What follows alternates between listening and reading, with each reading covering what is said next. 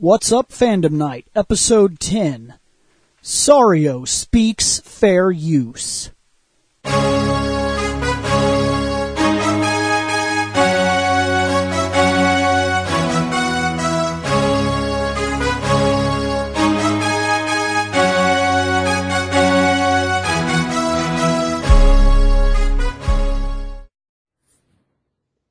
Hey guys, what's up? It's your old buddy Sario here. Well, full introduction, Seth Sario level. But regardless, today I want to bring up something that we haven't done in a very long time. Back when we were Reploid Productions, there was a show that we used to run that was referred to as I Have Spoken. Now, when it comes down to I Have Spoken, there was really only a handful of people that did it, and it was essentially like personal opinions on stuff. Like, anybody who listens to Legacy of Gaming will know that Nick did a review of Final Fantasy IV, the complete collection for the PSP. Now, when he did this, even though it was for the gaming section, it still counted as an I Have Spoken. There are several up on YouTube, if you look up Reploid Productions, of some of the old stuff we did way back in the day. I'm talking like way back in the day, like 6-7 years ago type of thing. Now, most of these have been outdated type of thing. You know, it was essentially like viewpoints from everybody. But essentially, I took this show, moved it to my own channel, because, like I said, I'd been one of the only people doing it other than, like, Nick and one of our former co-hosts, Spencer Robertson, a.k.a. Kage. Now, of course, you all know Nick is, you know, a kind of a mainstay when he doesn't have to work, and Kage shows up from time to time as, you know, a special guest. So we still get Spencer and Nick in from time to time. But again, I stole the show and put it on my own channel, and I called it Sario Says. Now, the only reason why it is I'm sending this to everybody via podcast format comes down to a matter of we got rid of using YouTube for multiple reasons. And one of the reasons being is YouTube's kind of been a pain in the ass. Like, I really don't want to bring up the elephant in the room, but I'm going to do it anyway. Essentially, for those of you who can't really read and just download our stuff and listen to it or have it set to auto-download and just play it, this is essentially going to cover the Fair Usage Act. Now, generally speaking, this is normal stuff that any jackass, including myself, who I don't have an actual law degree. Like, I have no law degree. I have no experience with the law other than I used to work at a gas station. Working at the gas station, the cops would come in and anything that would come up, I can actually talk to them about it.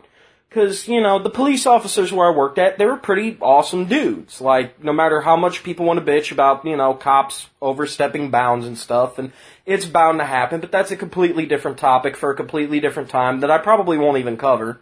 But I'm just saying it's something I might do later on, because everybody always seems to be up in arms about fucking something. Now, when it comes right down to this, again, there's so many things that I might miss, but a lot of it is stuff that any idiot like myself, like I said, without a law degree can look up. There is a thing called Wikipedia. Now, unfortunately, Wikipedia isn't always a trusted site.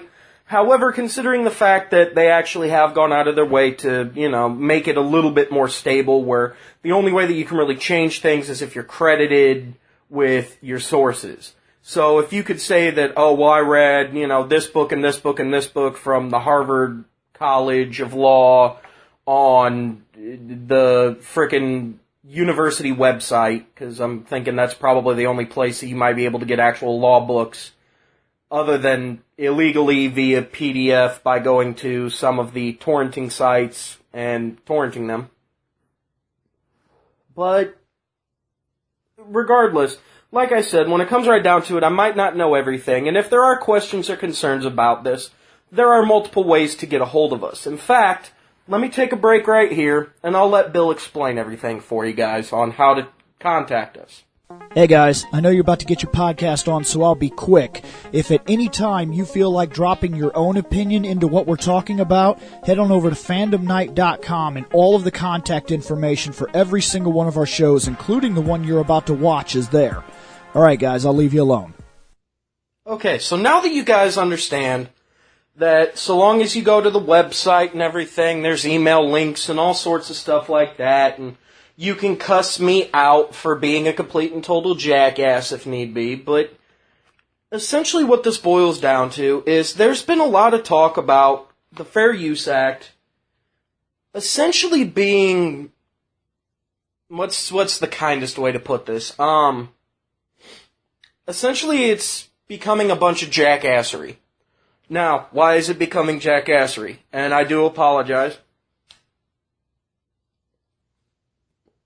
Needed to have a cigarette break because while Bill was doing all that talking, I was refreshing my mind on some of the points I needed to bring up, plus I kind of had to find the notes, in case you didn't hear me ruffling papers here. By the way, that's not a prop. This literally is a notebook that I have filled with a bunch of different notes. So if it sounds like I'm talking weird at times, I'm probably checking my notes. But like I said, it's a lot of reading that you have to do. But essentially, to put this simply, the Fair Use Act was a bill that was proposed way back in the days of, if I remember correctly, like 2007, 2010 area. Somewhere around there. Again, brain not work all the way, because me no good at English or remembering. So, regardless, they had released the Fair Use Act. Now, this bill got a lot of controversy. Now, the reason why it got a lot of controversy against it was because the way that they had worded it, the, quote, language that was used in the bill, a lot of different companies, including the MPAA, or essentially the guys in charge of making sure that movies are produced properly, and the RCII, I think, or the RIIC or something. Regardless, it's like the music industry. They're the guys in charge of recording audio for actual releases of, like, CDs. So, like, your music, your stand-up specials, talking audio books, random crap like that. Anything that actually has a publisher backing it, that you can go out to a store and buy, like Walmart, or even go online to like an Amazon, or anything like that. Literally, those are basically taken care of by either the Motion Picture Association of America or the Recording Institute. But regardless, what they had said is that the language given out in the bill would essentially make it to a point where piracy would be legal. Because there's many different loopholes that people could slip into the cracks if they understood this bill properly. Now, here's the problem with this. Sorry, needed a good cigarette break there. There's already loopholes within the original Fair Use Act.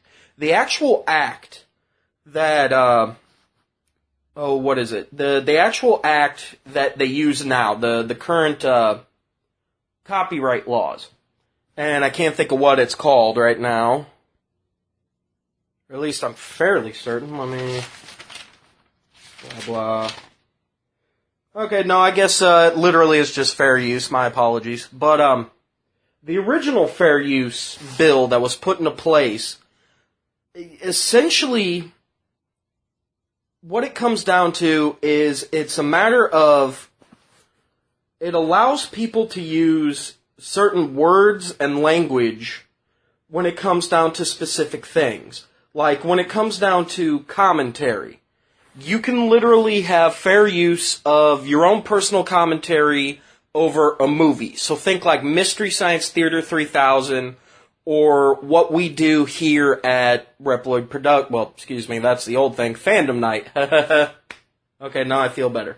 It also allows it so that way then you can use specific wording when it comes to searches. See, a long time ago, if you punch something into, like, not even Google, you would normally use, like, Yahoo or Ask Jeeves before they were, well, at least before Yahoo was bought out by Google anyway. But you could, when you punch something in a search, and you would type up, like, George Washington, you know what I mean? Because you have a history report on George Washington due, you're trying to look up some stuff. It wouldn't actually pull quotes out of a book on George Washington, except for the fact that now, because of it, you actually kind of can. They figured out that it actually is a part of fair use. You can also use fair use for criticism. Now, once again, for those of you who pay attention to us here at Fandom Night, you understand that we're a bunch of loudmouth jackasses, to put it kindly. We're critics. We like to talk about things. We're fans of things. Currently, I'm looking at my computer monitor because all of my stuff gets hooked through my computer monitor. And currently on the screen is Resident Evil, the title screen for it, the HD reboot that I'm playing currently on my PlayStation 4. Now, why did I pick that? Simply because it's something that I didn't have to pause, because the only other thing would have been Star Wars, and I would have watched it for the 13th time. Because, screw you, the new Star Wars is awesome. So, see criticism. Now, the other thing that fair use also covers is parody. Now, why is parody important? Well, because parody is a lot of different things. Parody is satire. Now, most people know satire from a program that happens to play on your television, which most of you younger audiences wouldn't know as a television program. You would know it as a television show, but it happens to go by the name of Saturday Night Live. And the way that Saturday Night Live works is they have a bunch of writers that sit down and they write skits and sketches based off things that are going on and make them humorous. Thus, parody. Another thing that happens to be parody is something that me and the guys actually enjoy quite a lot. We enjoy watching videos from Team 4-Star and other abridgers. That some of them aren't exactly affiliated with Team 4-Star, some of them are. But when it comes right down to it, what they do as an abridger is they take the original anime, so the original show that they all love. They love it dearly. They are fans of the show. In particular, like Dragon Ball Z Abridged or Hellsing Ultimate Abridged. And they take these shows and they edit the footage to match a script that they have written that essentially tells the plot of the anime while at the same time poking fun at all of the different logical loopholes through the original plot, like the fact that when the wish is made upon the Dragon Balls to bring back anybody killed by Frieza and his men, technically Nappa should be alive. And because of that, in Team 4-Star's videos of DBZA, Nappa is back to life. He's no longer a ghost Nappa. For anybody who actually gets that reference. At the same time, fair use is also covered by news reports. It's also covered by research, so the fact that I went out of my way to look this shit up and write it all down, in case I haven't beat that fucking horse to death, it's covered. Archiving for library usage is also covered. So if you happen to be at a library and you're looking up, stuff on JFK, and you happen to come across the video of where he gets sadly shot, and I really want to make a terrible joke here, but we're going to let, the dying lay. And like I said, he gets shot. You can actually find the footage of it and watch the footage of it because the library should and will have it archived.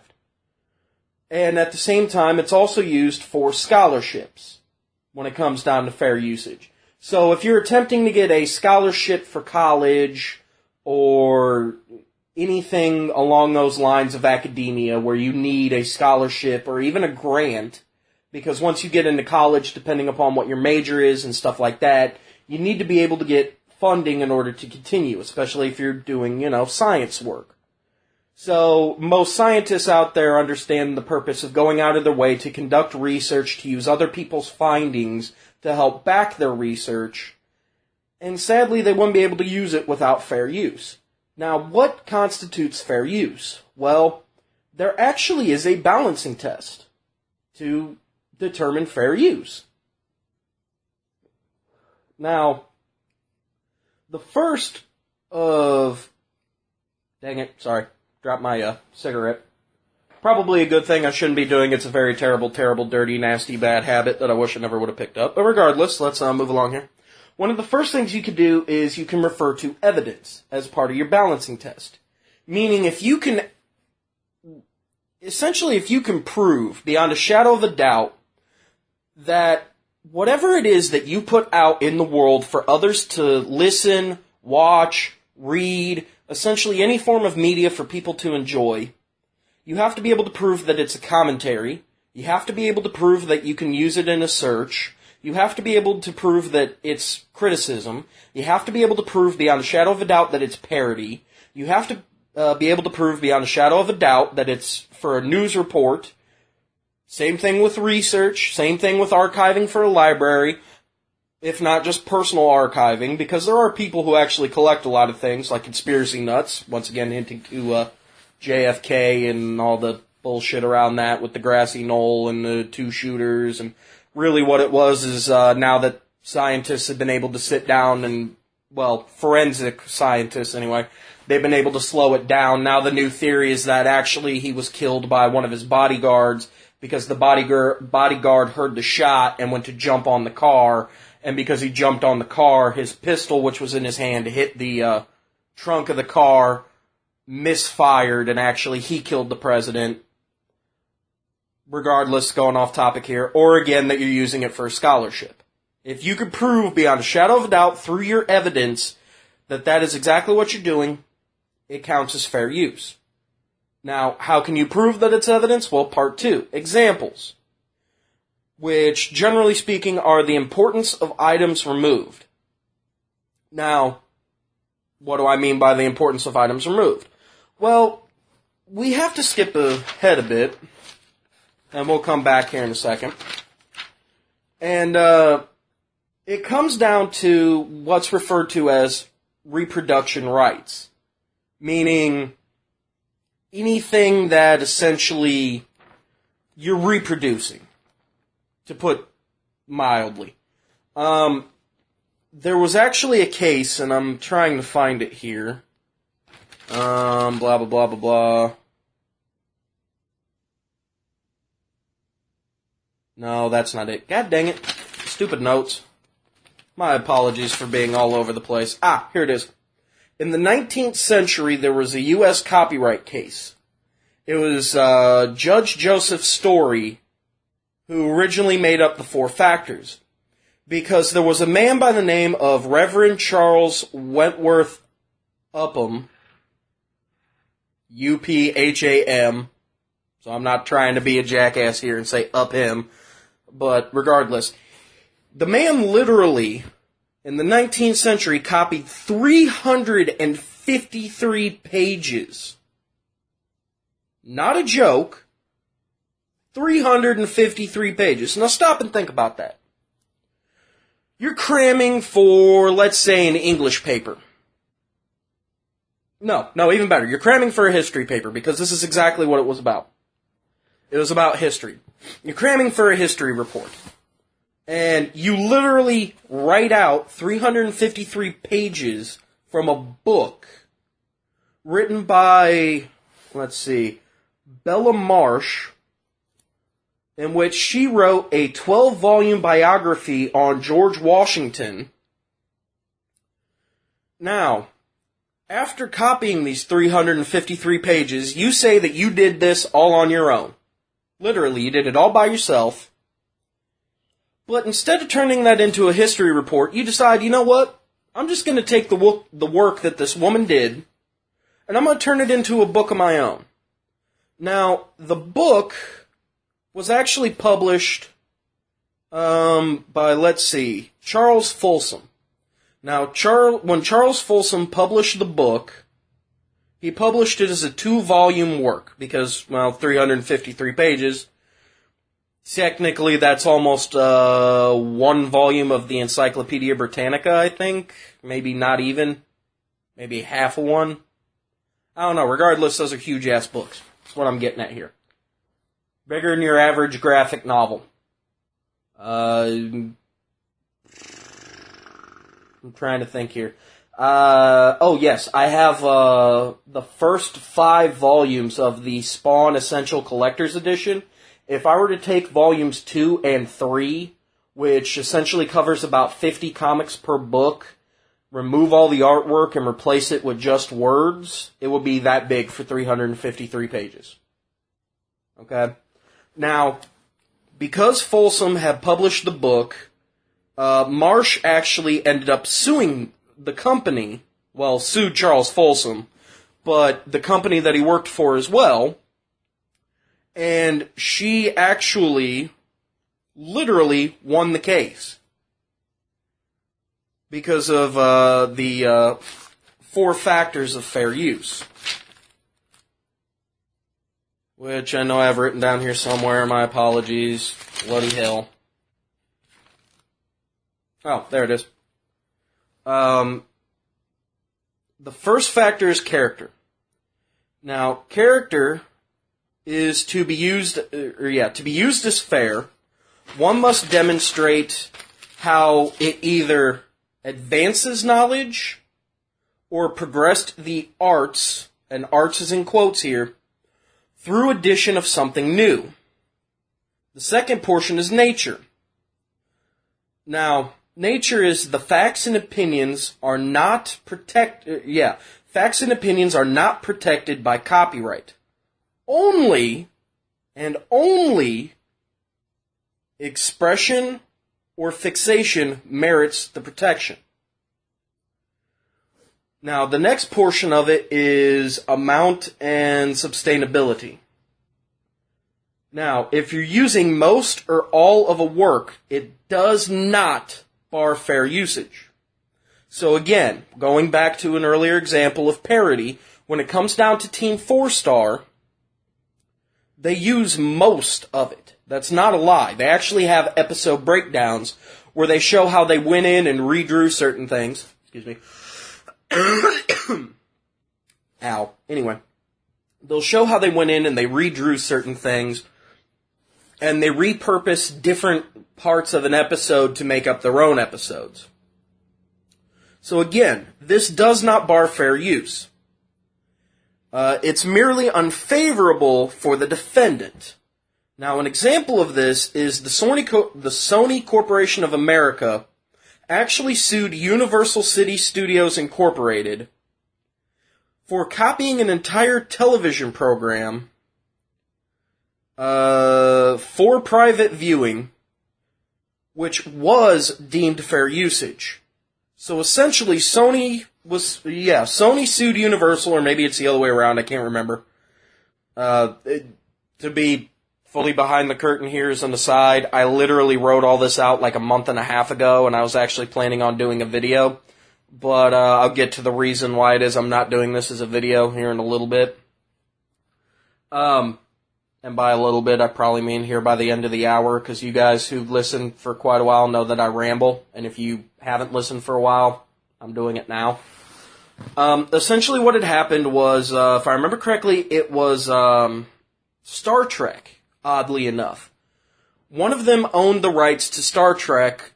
I want to say either the television series.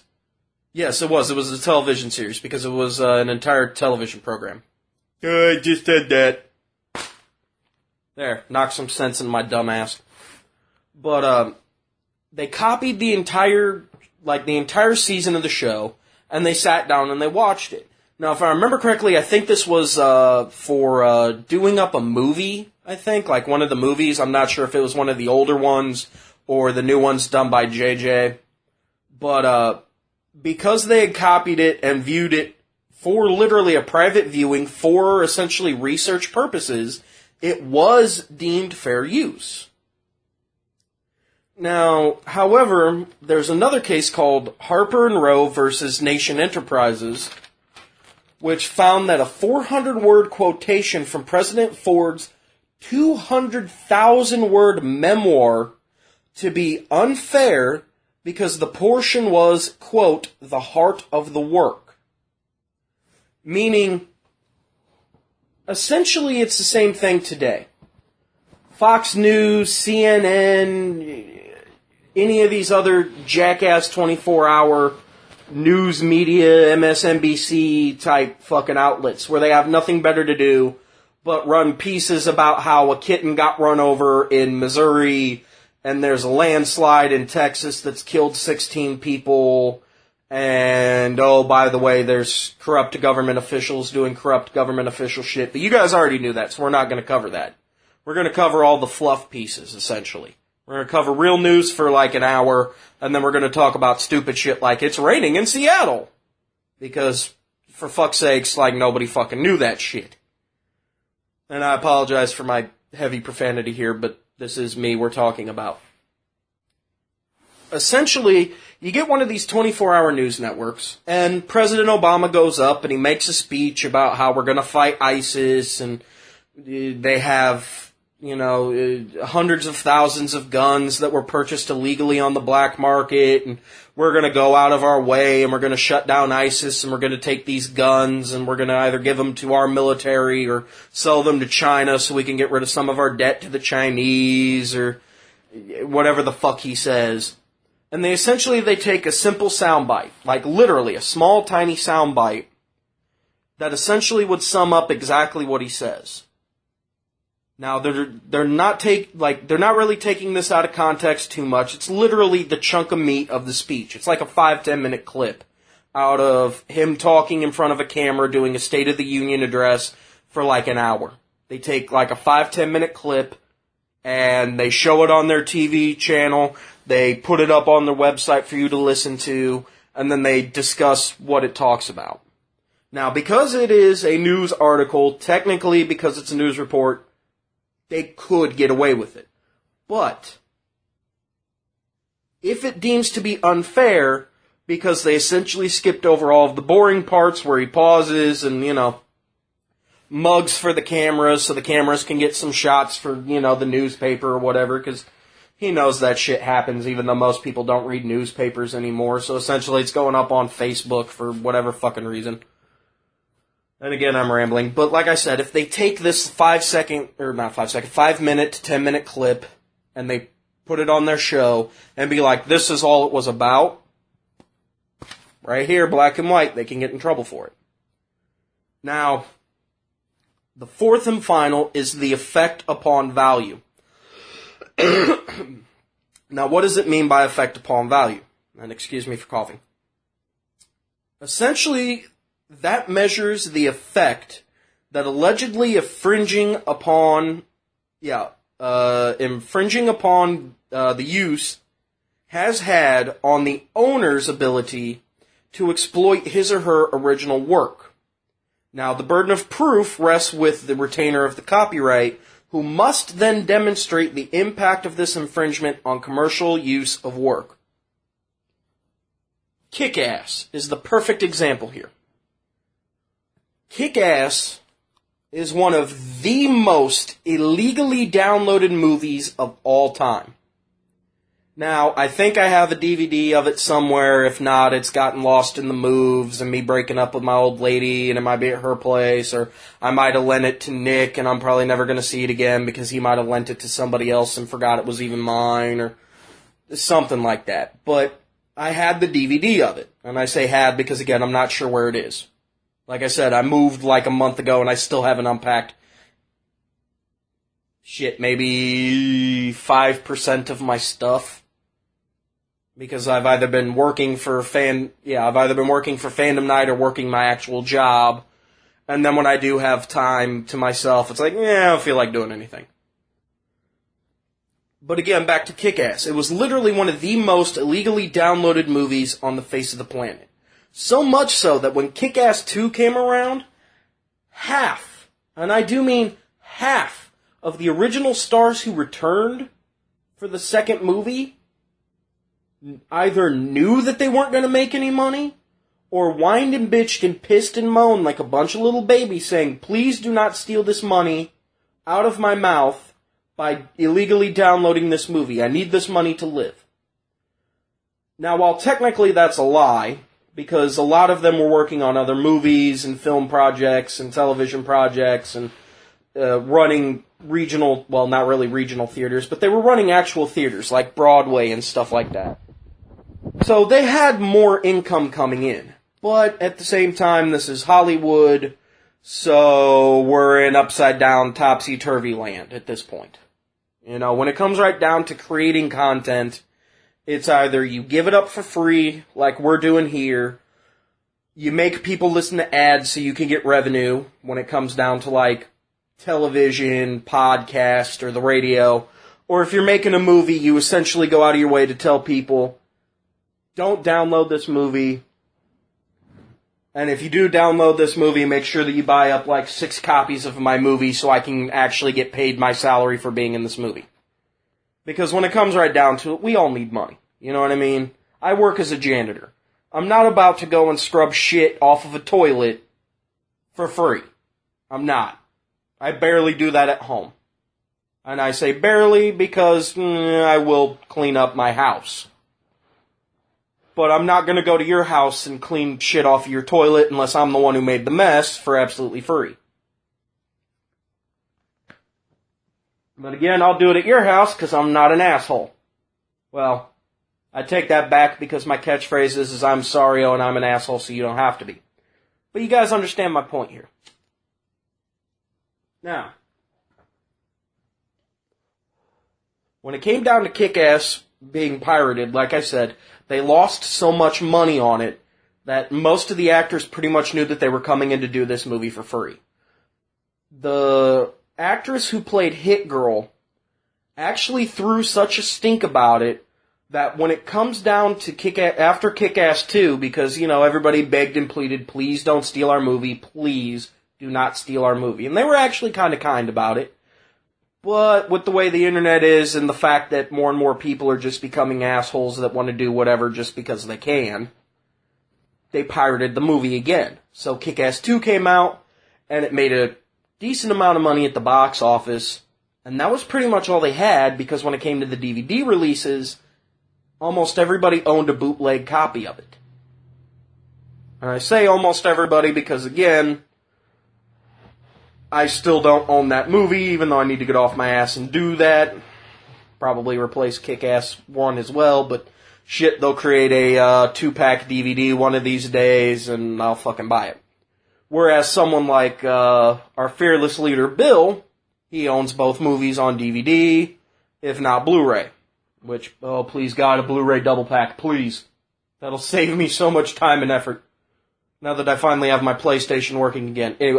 Anyway, sidetrack. But because it made so little money, she essentially decided that if they make a part 3, she's not returning. She even told them in part 2, just in case something like this happens, make sure that my character is, like, gone from the picture. That way then, if we do, like, somehow people do listen to us and they don't illegally download this movie, you can bring my character back. If they do illegally download this movie, then see, it was fun working with everybody, type of thing.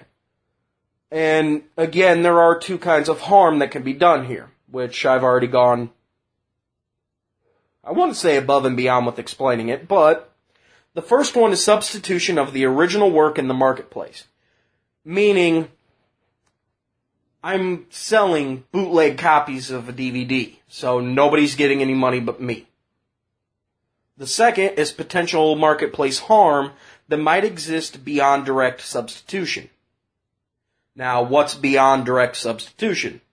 Well, taking the scripts from the movie and remaking the movie as a fan film with literally the exact same characters, the exact same plot points, and somehow the exact same budget, reshooting the film and selling it yourself. Now, again, we'll bring up Team 4-Star here, because Hellsing Abridged is amazing. It really is. It's one of my favorite things ever. I love Hellsing Ultimate. I really do. I own every piece of it. I try to watch it constantly, but again, I burned the disc to my computer and then gave it to Nick, so it's on my computer.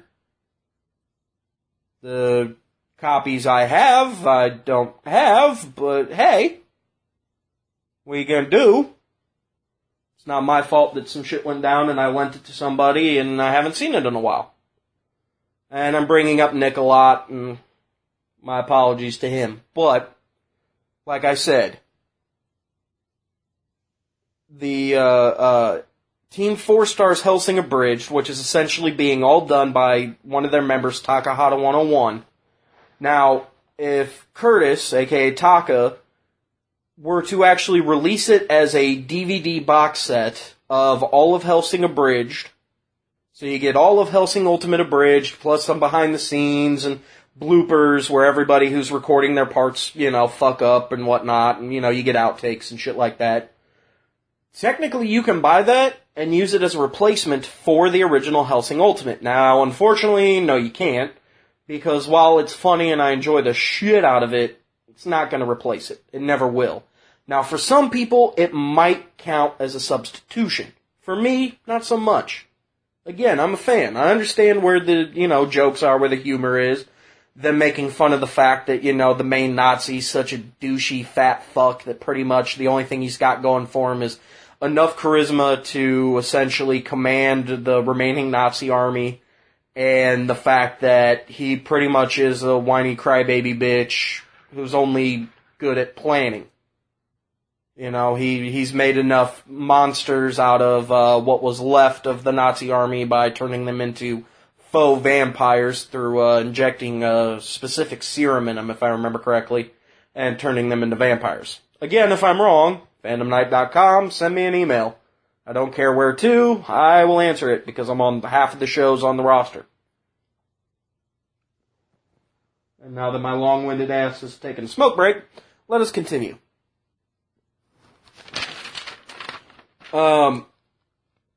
Acknowledgement of copyrighted source can help the defendants, though. That's the other part I forgot. I forgot that there was a continuation to that. My apologies, everybody. I got long-winded for no fucking reason.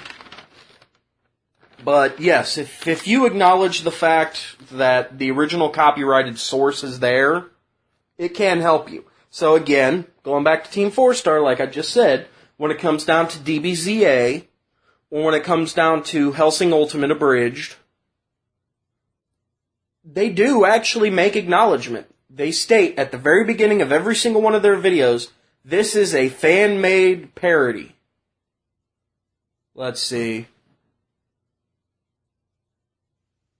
This is a fan-made parody. Dragon Ball, Dragon Ball Z, and Dragon Ball GT are all owned by Funimation, Toei Animation, Fuji TV, and Akira Toriyama. Please support the official release.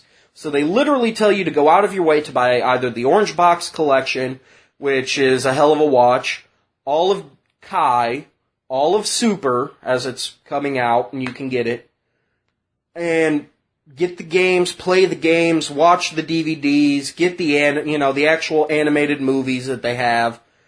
Get the movies, get the series, get all of it. Go out of your way to get it. Because it even states, if you read the full disclaimer, because what I just did was me reading off their disclaimer for them. Props if you guys use that. But, that means, you guys love us too, which is very doubtful. I don't think you guys, even listen to our stuff. But, again, when it comes right down to it, there. Sorry, I was going to turn off my PlayStation and I need the quiet. Which I know that would be more quiet, but my speakers actually have a weird feedback to them. I can't help it. I like listening to my video games on Max, especially when I'm playing a survival horror in my house by myself at midnight with all the lights off. I'm just old school like that. Now, if you read their actual full disclaimer on their videos, it states that this is a non-for-profit, fan-based parody. They make no money off of these videos. They can, however, make money off of the merchandise from the scripts and jokes that they write. Like Ghost Nappa, it actually appears on a t-shirt because they wrote the Ghost Nappa joke, which Ghost Nappa does not exist in Dragon Ball, Dragon Ball Z, Dragon Ball GT, or any of the other iterations of Dragon Ball that are out there, including other fan fiction other than theirs. So because that's their own original idea, they have every right to go out of their way and market that joke to the people, for the people, by the people. Thank you, good night, and God bless America. Oh wait, wrong rhetoric. Anyway. Now, where was I? Because I have to jump all the way back to the very beginning. Ah yes, the examples. The importance of items removed, which I've already covered. Government errors, which is fairly self-explanatory. The government screws up sometimes, and they don't always back up all their files, or hard drives get deleted or whatnot, and something just slips through the cracks, and nobody knows about it. Nobody gets told about it. So you can find out about it and tell people about it, and fair use. Government interest is actually another example for the balancing act. How government interest works is there's a 3-step test known as the Berna 3-step test. Now, Berna is a country it's a city in Switzerland where they actually held what's known as the Berna Convention. Now, as a part of the Berna Convention, they came up with what's known as the WTOA, or the World Trade Organization Agreement, on trade-related aspects of intellectual property rights.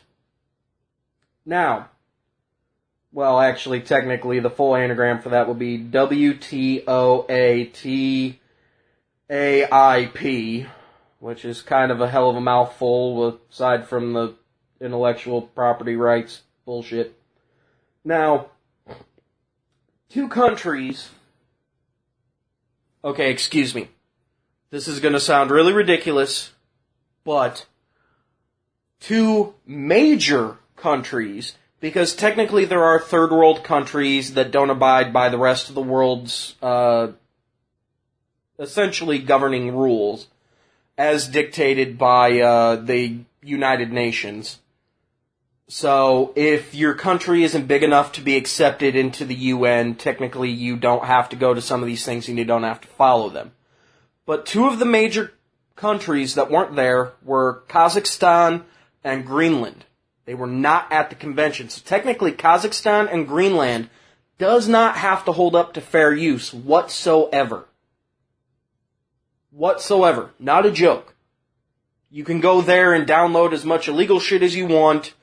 Just be prepared to deal with Greenland and Kazakhstan's rules and shit like that. Although, don't get me wrong, Greenland might be a little bit better, and that's only because I don't really know much about Kazakhstan, other than, as far as I can remember, that was the country that they used in Borat, I think. Just because they were trying to be smartasses and pick a country that they figured no American had ever heard of. But then again, at the same time, considering the fact that America is number one in, what is it? The only thing that America actually is number one in is confidence. Whereas, I think it's Japan is actually number one in intelligence. Because they actually teach their kids shit in school. And not just stupid shit like make sure that they know who Jesus is and let's pray in school. But again, that's me going off topic and interjecting personal opinions. I'm merely stating they actually teach you shit, like world geography.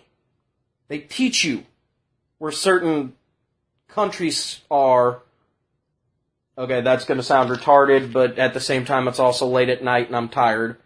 But they teach you where different places are inside of a country, to put it simply. So if you go to Europe, and somebody goes, Patrick Stewart, perfect example. I was listening to an interview with Patrick Stewart, and he goes, well, you know, as a Yorkshireman, you know, people automatically assume that just because I'm from England, you know, that dictates everybody. And he goes, no, there's a whole bunch of different provinces and stuff sitting within, god damn it, having the fan off sucks, sitting within Europe. But because you don't teach your kids world geography, they have no idea where Yorkshire is. Much like people know where Ireland is, but they don't know about the different provinces inside of Ireland. Which is kind of a fair thing to say. Most Americans don't. But then again, we don't teach world geography. We focus on dumber shit, like how to pass your SAT scores so that within the school can continue getting its government funding. But I went off on a long tangent, so let's get back to the point here. Let's see. The 3-step... This is going to be ridiculous. The original 3-step model was made originally in 1967. I'll give you guys a minute to let that sink in. 1967 was when they decided to make the original 3-step test at the Berna Convention to determine whether something counts as fair use or not. 1967. Let's see. What was out around 1967? If I remember correctly, I think the Jetsons and the Flintstones might have been about that time. And in the far-off distant land and time of the year 2000, we had flying cars, houses on stilts up in the fucking stratosphere, so we could avoid all of the shit happening down below on the actual Earth from global warming and climate change and the fact that we essentially destroyed all of our natural resources. And again, I'm interjecting things, but I'm just saying, that was kind of the point, was it was a futuristic world where every major place was on a giant stilt, hundreds of thousands of miles in the air. Everybody had a flying car. You did your job by pushing buttons while sitting in a chair. Sounds slightly reminiscent of today. Push some buttons, maybe click a mouse button, get some work done. So they were kind of right with that. We all have robots. Another miss.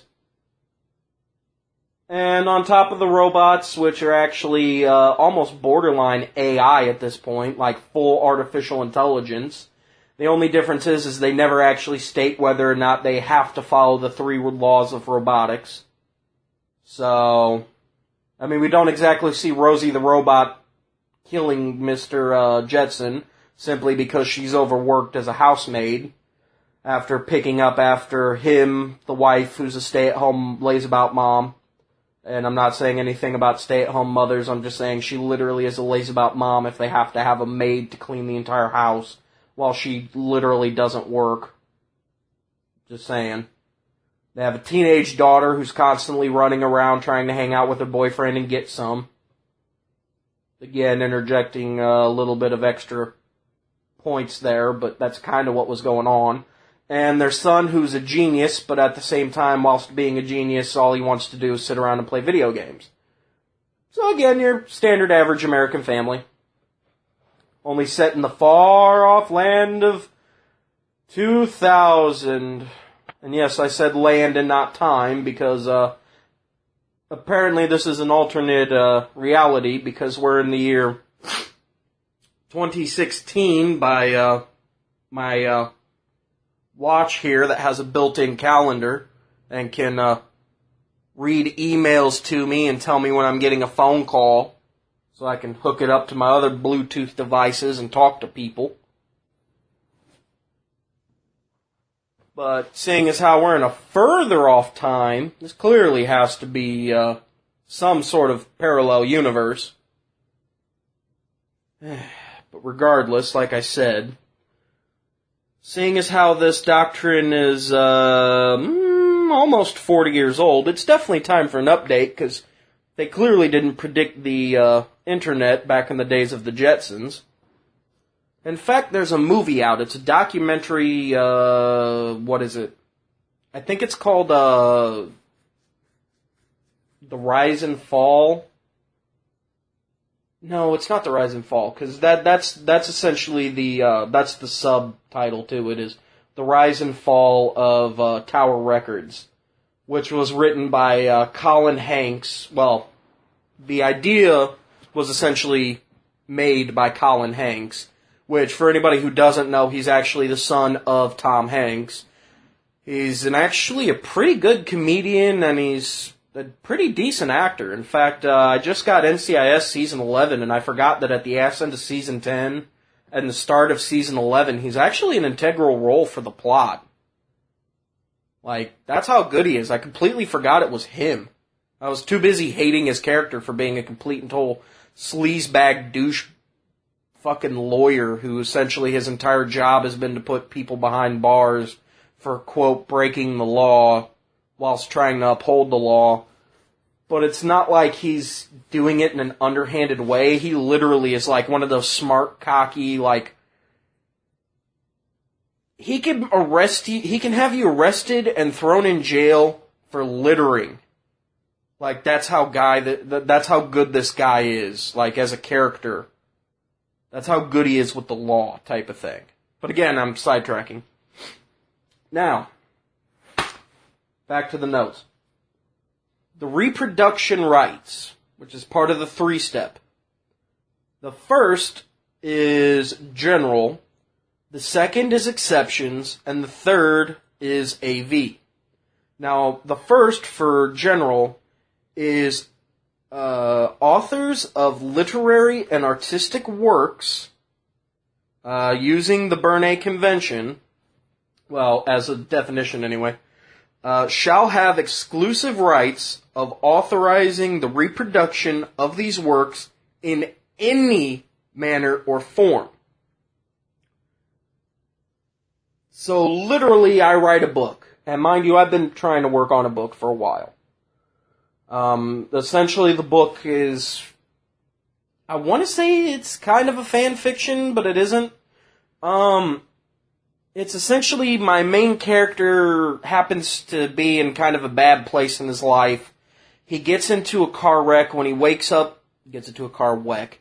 Gets into a car wreck. When he wakes up in the hospital, he realizes that he can now see angels and demons.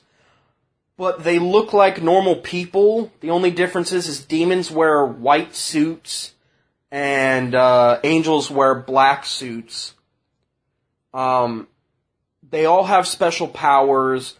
They don't have their wings out ever. Like, essentially, I kind of want it to fall within, like, the Kevin Smith View Askew universe of, like, Dogma type of thing, where, like, they have their wings and stuff and they can come out as need be. But really, they never really use them because there's no point to it. They don't actually fly anywhere. And even if they do fly or hover, it essentially is almost like Dragon Ball Z rules, where so long as you take your actual spiritual energy and push it underneath of yourself, you can use it to, like, float and fly and shit like that. Like, the wings essentially dictate what you are. It's kind of like the difference between having a penis and a vagina type of thing, if that sounds weird.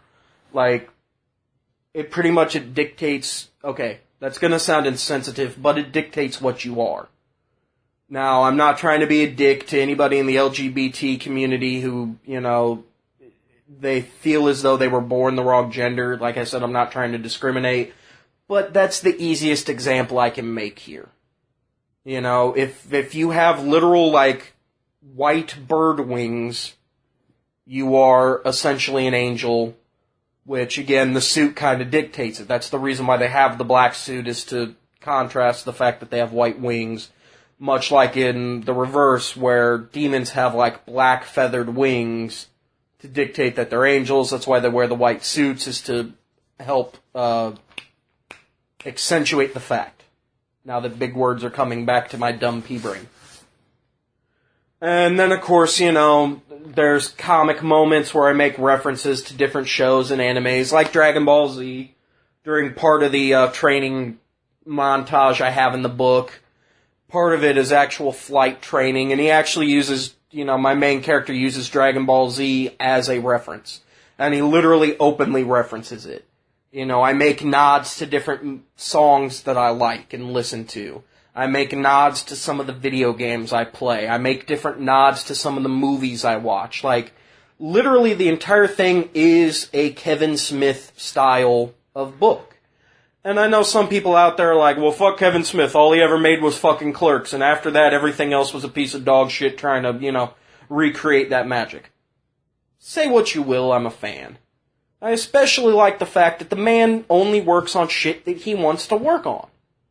That's pretty much what this book is. Like, Bill has been working on for several years an actual fan fiction continual story from in between, Star Trek the original series and Star Trek the Next Generation.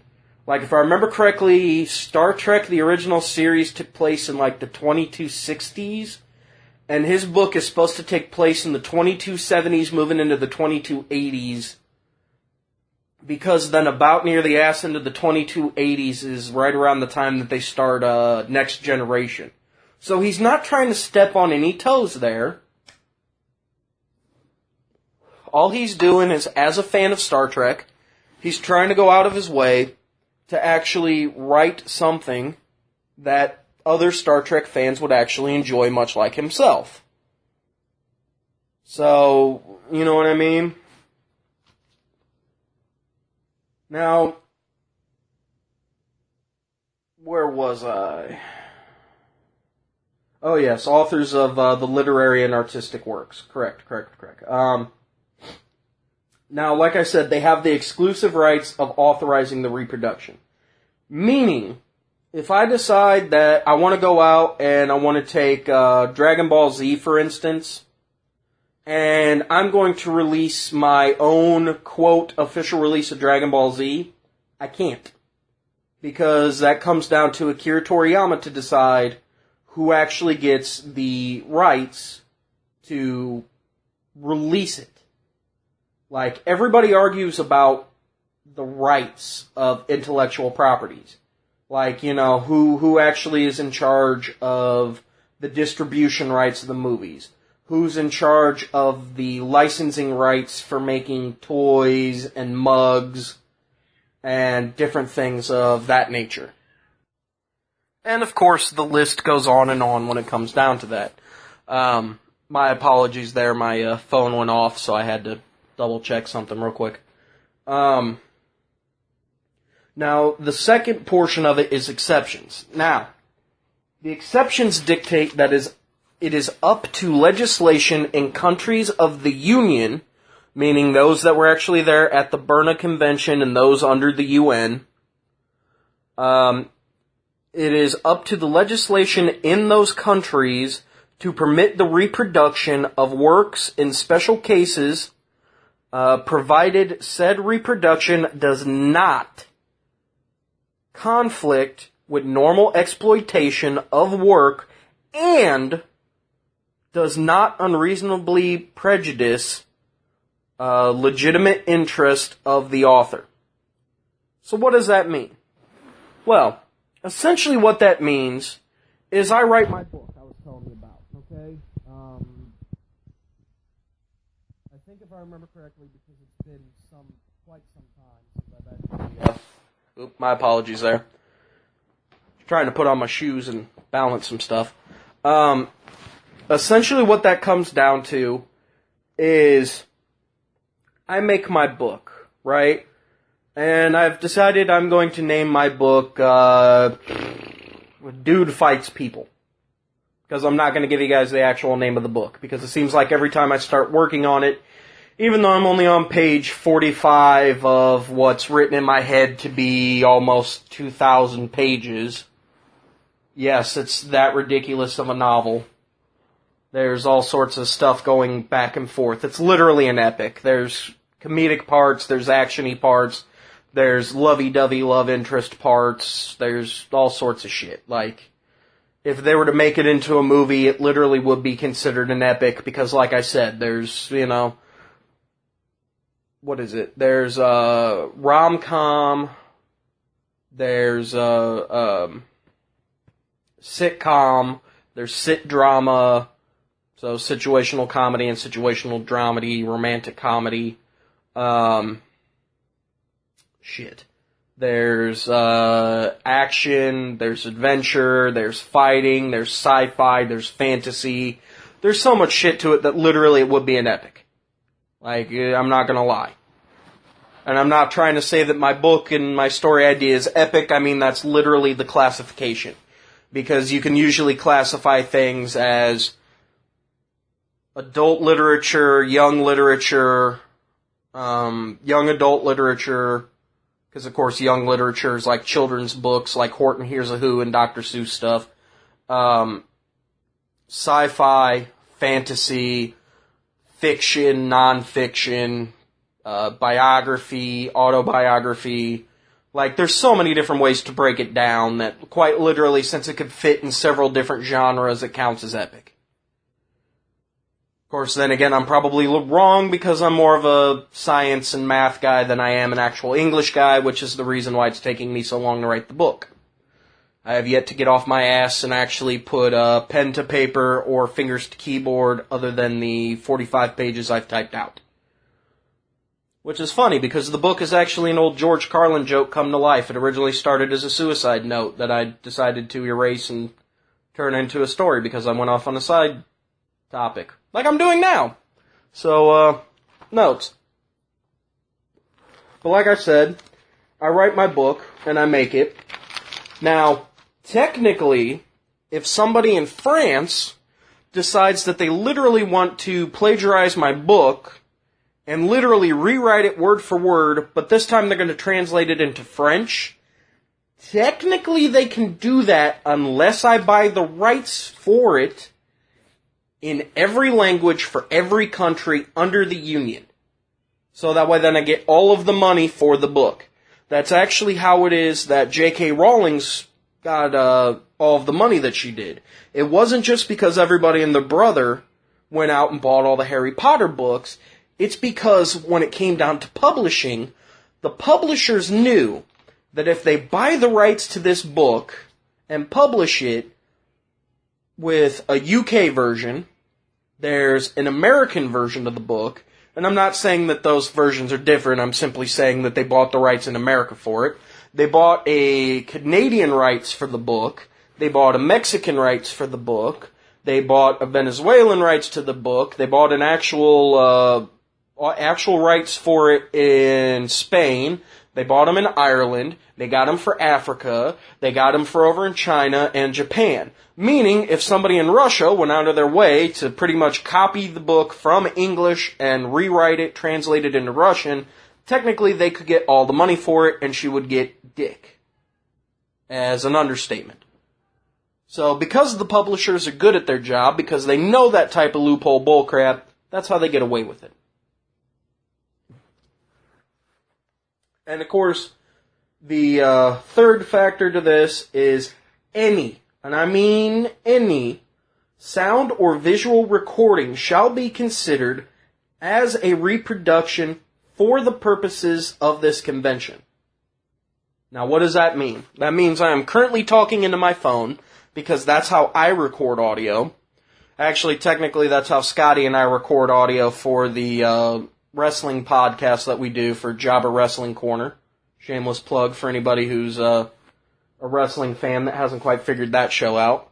But at the same time, you probably have, because you're like, quit going off on tangents, asshole. I didn't want this audio to be 2 hours long. Sorry. Now, when we talk at our phone, it actually counts as a reproduction, because the audio quality is literally being reproduced by my phone, being sent to Bill or Scott or whoever it is that's actually going to edit all this together, and then given to our disembodied voice, who is then going to post this to the RSS feed, so then when you refresh your RSS feed, you get this episode and you can listen to it. That's how you're able to get away with listening and watching stuff,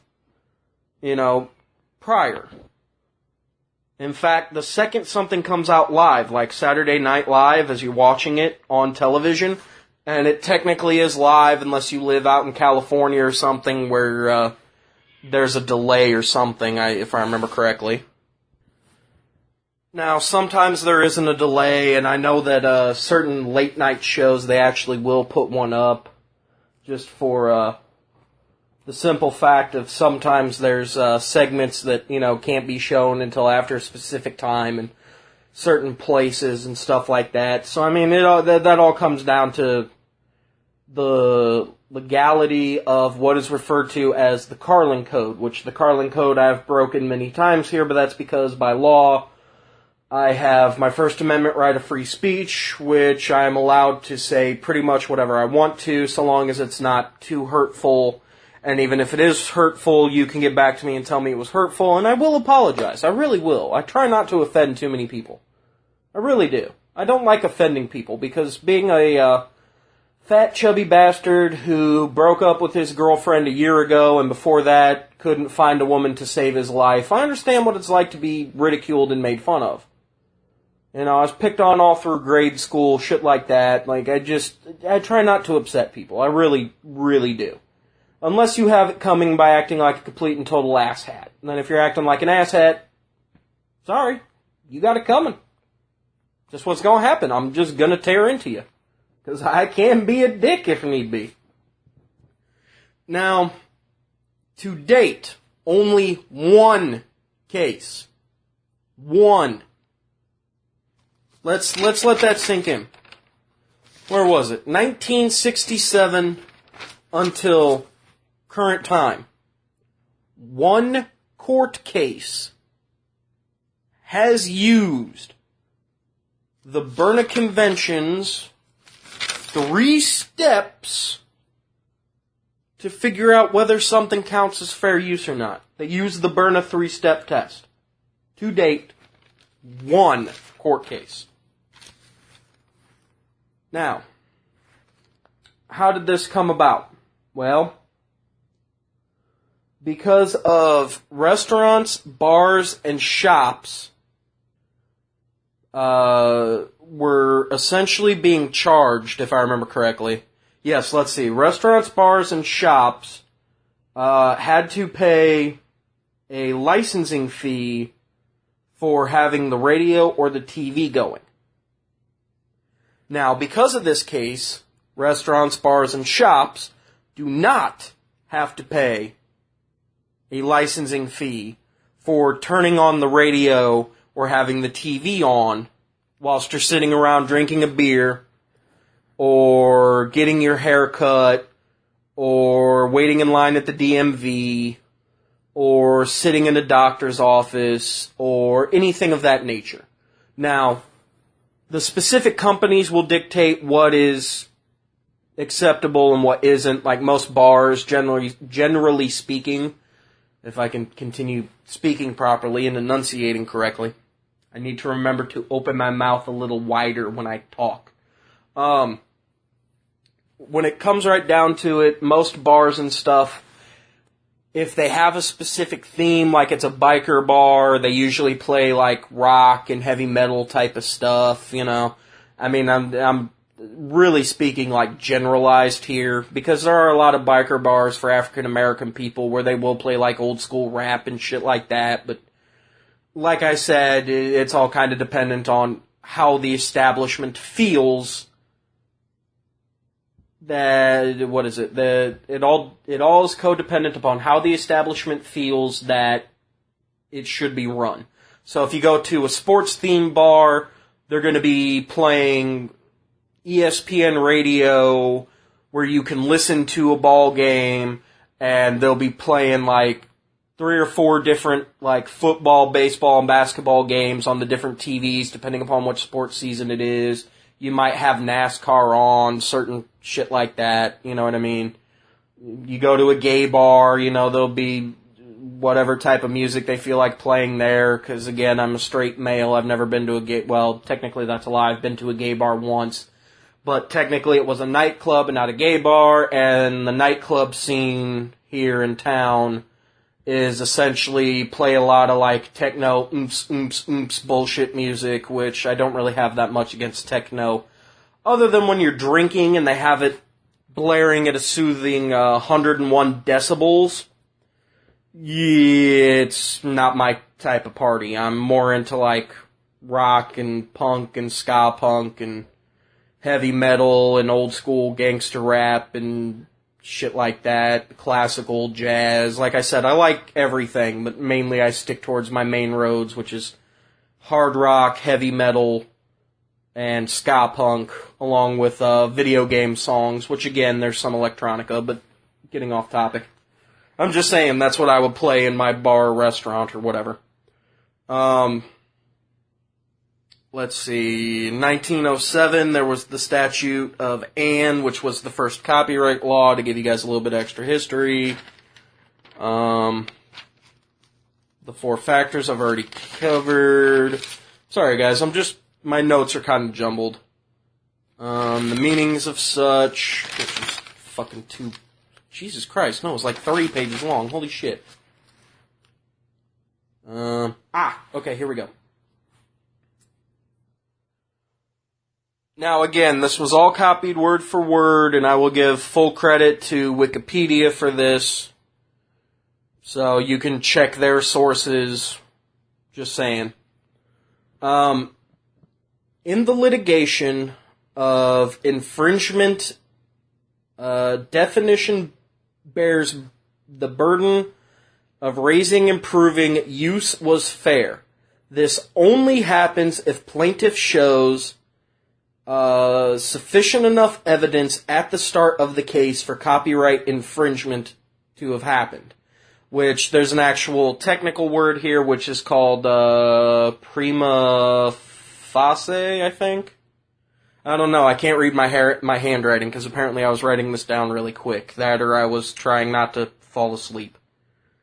My apologies. Now, most of which can be defeated without fair use if work was not copyrightable, the term had expired, or the defendant's work borrowed only a small amount. So, quite literally what I'm giving you here is if some shit goes down, which some shit has gone down, which again, there's a reason why we left YouTube, it's because they're being a bunch of jackasses. So, if something comes up where you actually have to go to court to prove that what you've posted to YouTube or put on the internet or taken into school for some form of a research project or anything along those lines, this is how you fight it right here. Like I said, the litigation of infringement, in the litigation of infringement, so meaning if you have to deal with the court case with infringement, excuse me, the defendant bears the burden of raising and proving use was fair. Now, this only will happen if the plaintiff can show enough evidence at the start of the case for copyright infringement to be used, most of which can be defeated without fair use if work was not copyrightable, the terms had expired, or the defendant only borrowed a small amount from the work. Most copyright claims come from the copyright owners, hoping you won't spend the resources, meaning your time, money, and energy, to fight the claim. So what does that mean? What that means is if you get a copyright strike against you from YouTube, and you happen to have like $3,000 lying around, and only use that number because if you actually want to get a lawyer, lawyers can get kind of pricey. At the same time, they also, depending upon if monetary compensation comes out of this, which sadly for YouTube it will, which is another thing I'm going to get to here in a minute. They'll take some of your monetary compensation from YouTube for them filing a claim on your video and saying that you can't get any money out of it. Unless you want to defend yourself, which I just gave you every single reason why you can. Because like I said, most of them, if you say I'm going to take you to court over your bogus ass mark against my YouTube video where you're trying to claim that it's not fair use, they either won't show up in court or they'll just pay your ass immediately because they don't want to have to deal with the legal fees. They really don't. That's all corporations. Almost all corporations will not stand up in court against you. They'd rather just pay you the money outside of it. Now, at the same time, paying you the money outside of it, depending upon whether it seems fair to you or not, 9 times out of 10 it could be bullshit. So I'm just saying here. Now, let's see. Berna states that one country may own the rights, but Another may copy and release the content fully plagiarized, and that country will own the rights to that reproduced content. Which again goes back to the whole thing I made up with, Harry Potter and buying the rights from each country. It also dictates the fact that, let's see, it's, Toei Animation in Japan owns the rights to Dragon Ball Z. Funimation here in America owns the rights to Dragon Ball Z. Now, how can they both own the rights? Simple. Because even though Toei owns the full rights, Funimation owns the plagiarized rights to actually release an Americanized dub, which is how we got some of the fuck-ups, like it's over 9,000 instead of it's over 8,000. The fact that they've never fully translated the manga correctly for the show, well, not so much for the show, but for the actual comic itself. Sadly, Americans have bastardized it, with other shit like, the Super Sentai show once we got Mighty Morphin Power Rangers. You know what I mean? Like, shit like that happens all the time. So again, that's pretty much how it works. They are allowed to reproduce it fully plagiarized, like the entire thing, and really all they did is they essentially added English to it. You know what I mean? That's pretty much all they did, except in the case that I brought up of Power Rangers, where they literally just stole the footage, added dubs over top of it when they're in the costumes using the actual Japanese footage, and then pretty much wrote their own show. So technically, legal. However, most places would rather get the rights to use said property to avoid illegal action.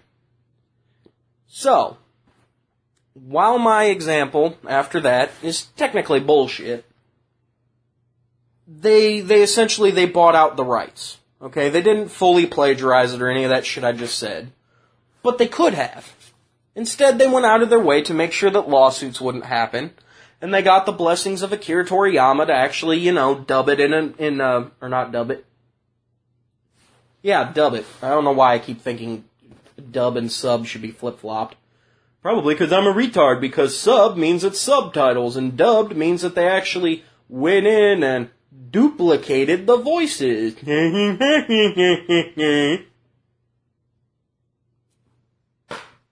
Okay, there, I feel a little bit better. So, like I said, they actually went out of their way, they bought the rights to it, like I said, much like with, J.K. Rowling's and, going out of her way for the publishers to buy the rights to it in each country, so that way then, in case some shit like that did happen, it wouldn't. They essentially sold the rights to different publishers in different countries, so the other countries could actually rewrite the book in their native tongue and republish it. Really wasn't that difficult for places like Ireland or, Canada, where a good portion of people speak English. I mean, they did have to get a French version of it. America is very simple. There's actually a lot of countries that understand English, because again, they teach their kids in school, so they can read and write in other languages. But again, I'm getting off topic. Now, once again, what does all this have to do with YouTube and the reason why it's all bullshit? Well, there's one major factor here. There's a large company that happens to own a bunch of other companies. One of them is Android. So anybody who doesn't have an iPhone, and you have an Android-enabled smartphone, you're owned by this parent company.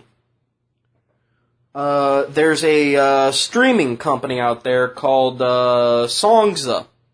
Some of you might have heard of it. There's another one called DoubleClick, which is an ad company. They're in charge of giving you ad revenue on websites. They're also in charge of making stupid, retarded ads that you can pretty much put on any fucking website, which are a giant pain in the ass. Anybody who's been to any of those stupid-ass clickbaity websites that you get from clicking on shit on Facebook, you understand what I'm talking about. Top 10 reasons why All Real Monsters needs to come back that only 90s kids will understand. Oh shit, I'm clicking on that. Fuck, get rid of that ad. Fuck, get rid of that ad. Fuck, get rid of that ad. Oh god damn it, there's like 3 more ads. How am I supposed to read this article? Shit, now it just moved me to another page that's literally an ad. Blame DoubleClick. FeedBurner is another place, or another company, excuse me, that happens to be owned by this parent company. Now what FeedBurner does is they create RSS feeds. I kind of want to say that we were using FeedBurner to make our RSS feed, but I'd have to get a hold of the disembodied voice to authenticate that. So, for right now, I'm gonna skip it. Zagat's, which is a very, very old term. They've actually been around for quite a while. Zagat's is a guide for restaurants. What they do is they send somebody out to pretty much go to the restaurant, eat the food, rate the food, and tell you whether it's worth your time to actually go to this restaurant or not. It also is the same place that puts out stars for the restaurant. So if you go to a 5-star restaurant, Zagat's was the one that pretty much went in and said, yeah, this food is awesome. Mainly because they're also the ones that get a hold of the people that are actually in charge of doing that. Because while Zagat's has their own rating guide, there actually is a star rating guide to restaurants and shit like that, which is actually owned by another company, but again, Zagat's can kind of do their own thing, because again, they're plagiarizing from this other company, but technically all they're doing is they took their blueprint and repurposed it for their own function through fair use. And of course, YouTube is owned by this parent company. Now, why did I bring up all these other companies just to talk about the parent company? Because the parent company is something we all use. It's a household name. You don't know how to do something, you do the same thing I do. You Google it. Now, what does Google have to make a company like YouTube scared shitless of fair use? Google has multiple companies under its name. I just listed off 6 companies, including YouTube. It also happens to have $1 billion in backings. Let me say that again. $1 billion in backings. Technically $1 billion plus. So if you wanted to write that out properly in longhand, that'd be a 1, a comma, 3 zeros, a comma, 3 zeros, a comma, 3 zeros, a comma, and 3 more zeros. If my brain is actually reading that correctly. Because I'm trying to do too many things. Let's see. 3 for the 1,000, 3 for the million, 3 for the billion. Yeah. So a 1 and then 9 zeros after it with a decimal point and a couple more zeros. And then you put a plus and then an up arrow sign because it's more than $1 billion. What else do they have? Well, they happen to have partnerships with multi-billion-dollar companies like itself.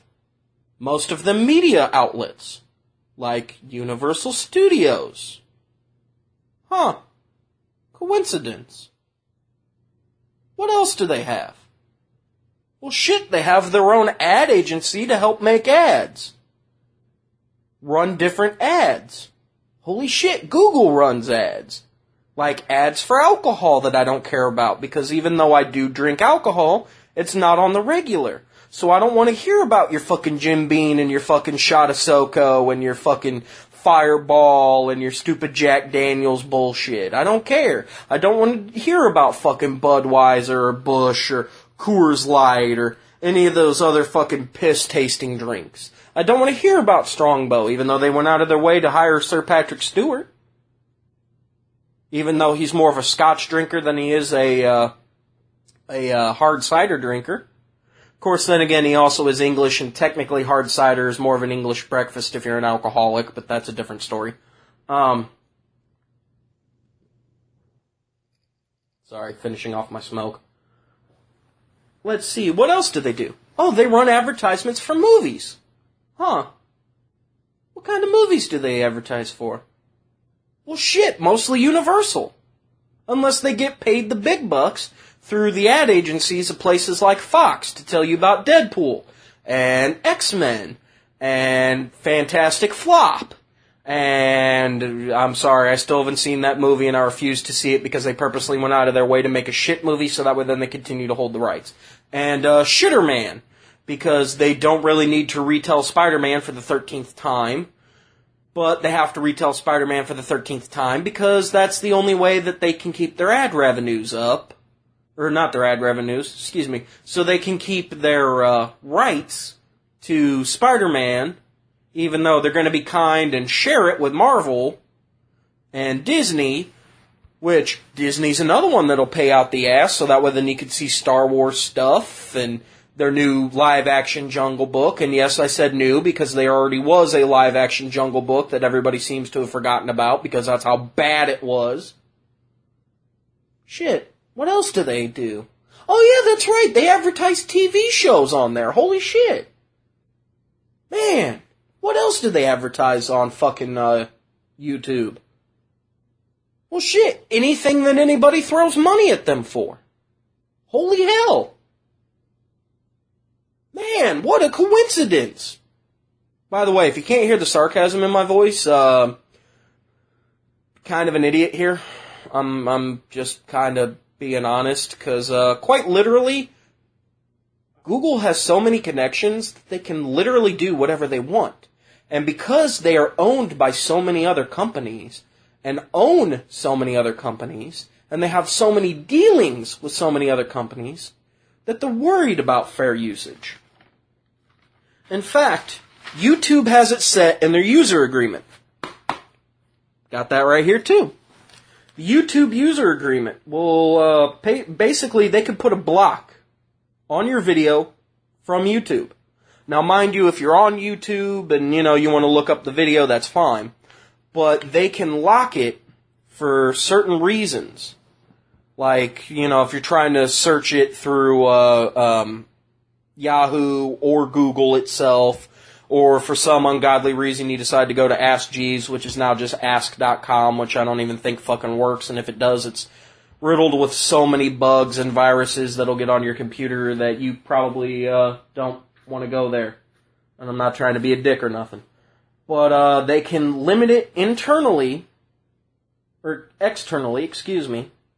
They can block it externally so it'll limit public exposure to content that may cause social or political unrest. Meaning you come to find out and somebody posts it to YouTube that Donald Trump has murdered 13 people and raped 12 women yesterday. Something happened and Donald Trump went apeshit. I'm just saying something. If it would cause a riot where the people decide that they're going to take social justice against Donald Trump, they can block it so you can't see it.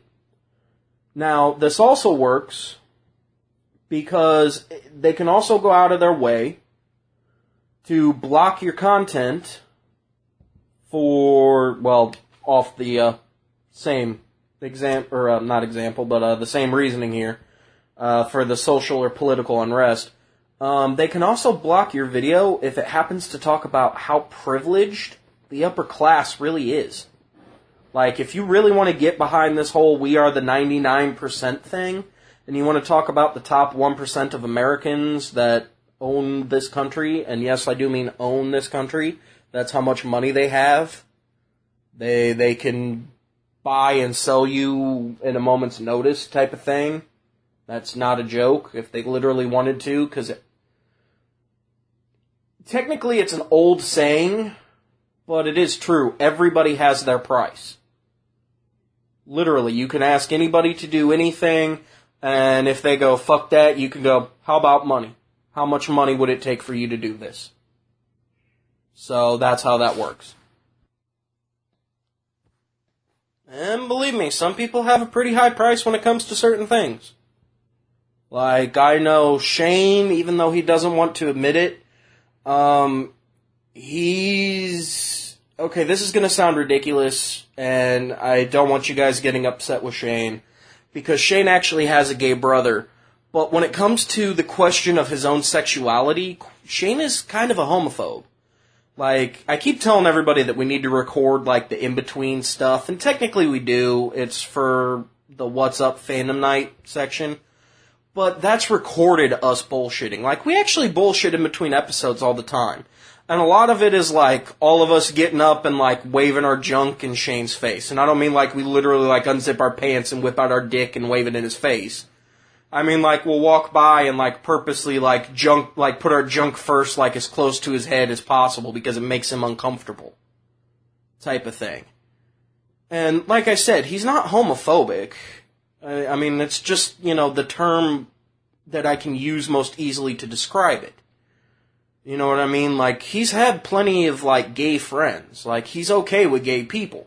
But when it comes down to his own sexuality, he's, like, afraid of it. Like, there's a possibility that he might be gay, even though we all know he's not. You know what I mean? Like, or at least we all assume he's not. At the same time, that's more of a personal journey that he's got to deal with, whether he wants to or not. But, you know what I mean? Like, I'm perfectly fine with my sexuality. You know, if a dude comes in and whips out his dick, it'd be like, oh, nice cock, bigger than mine. Move along, dude. I'm trying to play a game. And that would literally be the end of it. You know what I mean? Like, I will admit if somebody has a bigger dick than mine. You know what I mean? Like, I watch enough porn that dicks don't scare me. If a dude walks up with a hard, like, erect dick and starts trying to shove it in my ear, I'll be like, dude, I don't swing that way. Go to fuck elsewhere. But I'm not gonna, like, flip tits like Shane would and be like, oh my god, get him out of it! Type of thing like he would. Excuse me. The next reason why they can block your stuff is preventing criticism of a ruler, government officials, religion, or religious leaders. Now, I'm not going to gloss over the fact that I probably stopped my example of the last one with, talking about buying and selling people and how, if you were to ask me for gay sex or some shit, I'd probably say, like, give me, like, $3,000 and maybe I'll suck your cock and anything more than that will keep going, whereas Shane would be like, oh, you want me to even touch your dick? That's going to be $1 million. Like I said, everybody has their price. But to move this along, because it's already at about an hour and a half, and like I said, I don't want this to be a 2-hour review, or, well, not so much review, but discussion. Trying to move along here. So the preventing of criticism of a ruler, government officials, religion, or religious leaders. So, if you make a video bad-mouthing Jesus, technically they can block that from any of the Christians who will be offended by you bad-mouthing Jesus. If you make a video where you're bad-mouthing Buddha, Rama, Pashtu, or not Pashtu, because Pashtu's, anyway, Rama, Buddha, Shiva, I knew there was a fucking other one, Muhammad, any religious type of person. If you make fun of the Pope and say that the Pope looks ridiculous, they can block it on a YouTube video. If you decide to go all out and say that Donald Trump is Satan and needs to be avoided at all points, technically they can block that. If they really wanted to.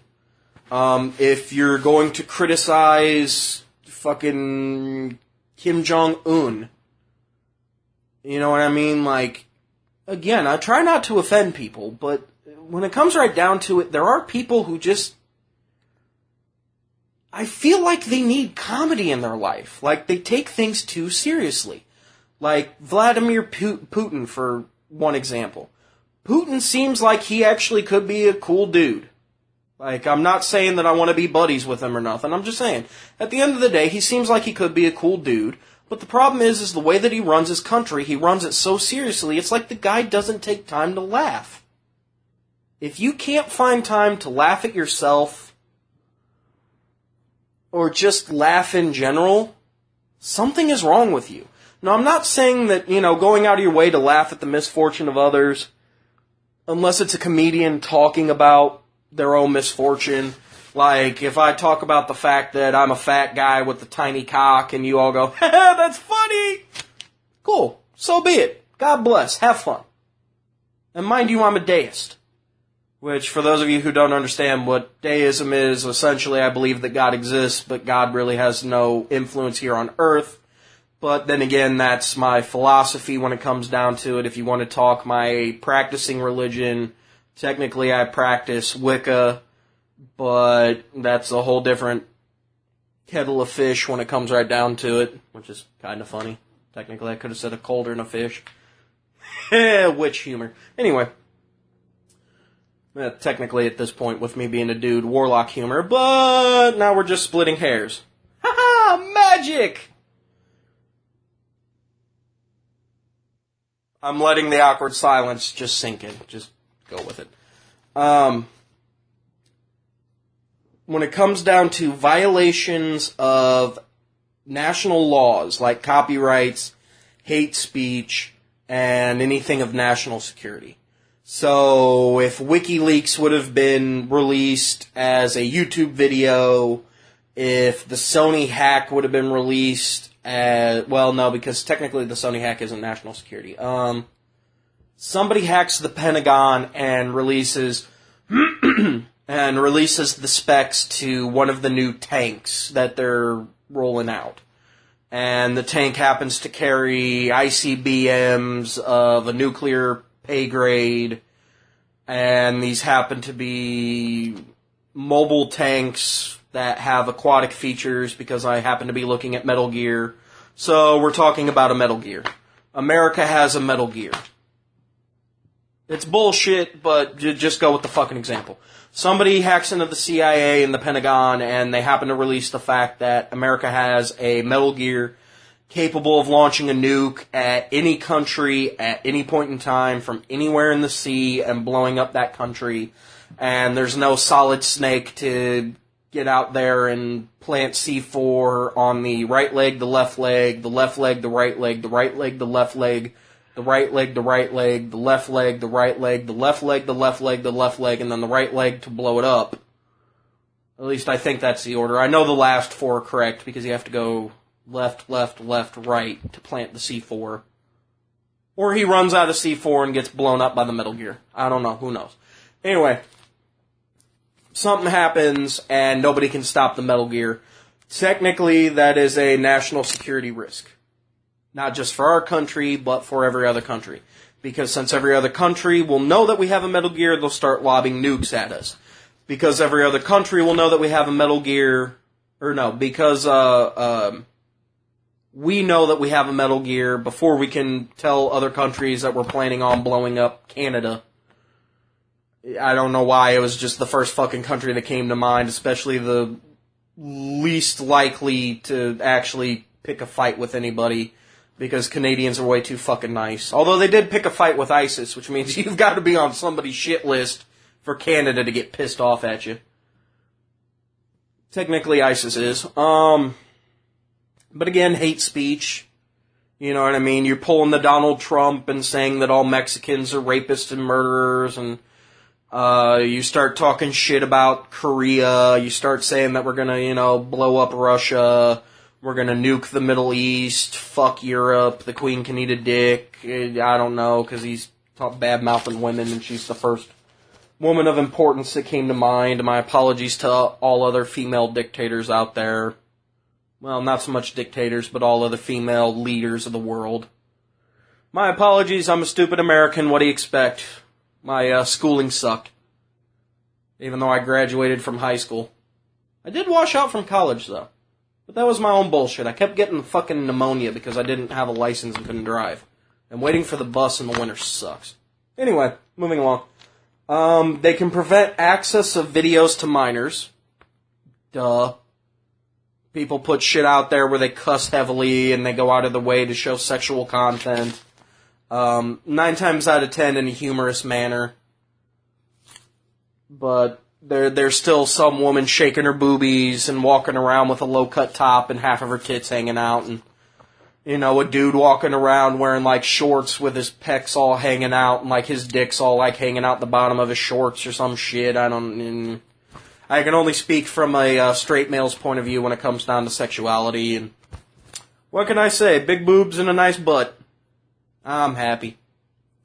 But then again, I'm a typical guy. Let's see. Oh, yeah. Reducing distractions at work or school. So, literally, if your school or your place of employment actually has internet set up at your business, which most of them do. I don't know why any of them wouldn't, unless it's something like a gas station or something where you don't really need to have an open Wi-Fi connection for everybody to use. But again, even then, most businesses, because shit, at the gas station that I fucking worked at, we still had an internet connection so we could send shit to the main office and send emails and stuff of like all the different product orders and shit that we've gotten to all the other locations that the head office owned. But literally, your corporation can set it up where, in your school, where if you type something in into like Google or something, YouTube will not show up. Now, most places go out of the way to actually block YouTube by setting up a restriction for it. Different stupid shit like that, where they go off a computer to computer basis because they know that like the teachers are going to need to YouTube sometimes to dig up informational stuff, informational videos. Like I had a science teacher in grade school actually who used to use Bill Nye the Science Guy actually to try to help teach us some of our lessons in science class. You know what I mean? Like, sometimes he'd bring in the actual VHS video, and other times, if the computer lab happened to be open, we'd go down to the computer lab and actually look the shit up on the internet. You know what I mean? Because they would actually have the stuff up and running from off PBS where you could just watch it. So, more power to them. And then the last one is to reduce the amount of bandwidth used. So, essentially what that means is to make it so that way then YouTube isn't bogged down and all this shit is lagging and, you know, like 50 million people are trying to watch the new Game Grumps episode at the same time. In order to cut that back, they will reduce bandwidth, meaning they might block it where you're at. Now, not immediately, but essentially it's the same thing as like a streaming service like, God damn it, work brain. Netflix.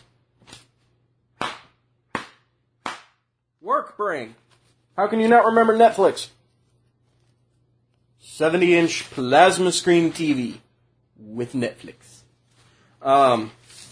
But yeah, most streaming sites will actually reduce your bandwidth if they're being bogged down with like a new episode. Like let's say the new Daredevil comes out tomorrow and everybody and their brother tries to watch it at the exact same time as it comes up on Netflix. They can literally bog down your machine on purpose so that way then the load times aren't as good, simply so that way then it's like being in a queue for an MMO. They put you in a screen, they say that all the worlds are kind of full, we're having troubles connecting to the server, and that's because there's a lot of people on. At the same time, they're constantly booting people for actually not doing anything, like my game keeps trying to do. It's like, oh, you're not actually playing this game right now. We're gonna shut off your PlayStation because we think you're asleep to try to help you save power. Appreciated. But I'm actually talking to the peoples of the world right now, and we're fastly approaching that 2-hour mark, so I apologize. So again, why even go through all of this? Because that's the end of the notes.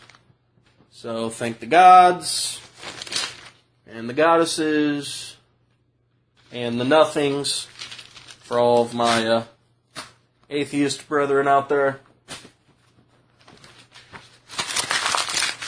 Oh man, that feels so good! Shit, I missed the garbage.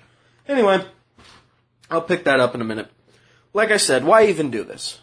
Well, because when it comes right down to it, the original intention of this video, and my apologies, I'm gonna need a drink, so I have to get up, so I'm gonna get on the move, so I'm not sure about audio quality. Ow. Fuck, I forgot how much beanbag chairs suck. Like I said, I just moved into a new place. I have no furniture of my own other than a bed and a computer and shit like that. Sorry. Most of my money went in towards, well, trying to make our shows a lot better.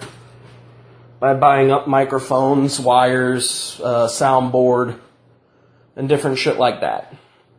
Because I kind of have faith in our company. Even though we're not a legit company, we're just a group of jackasses sitting around talking at phones and yelling into microphones in Bill's living room. But again, why even bring it up?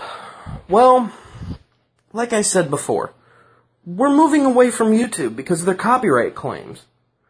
YouTube legitimately had a copyright claim against, what was it? It was Eidos.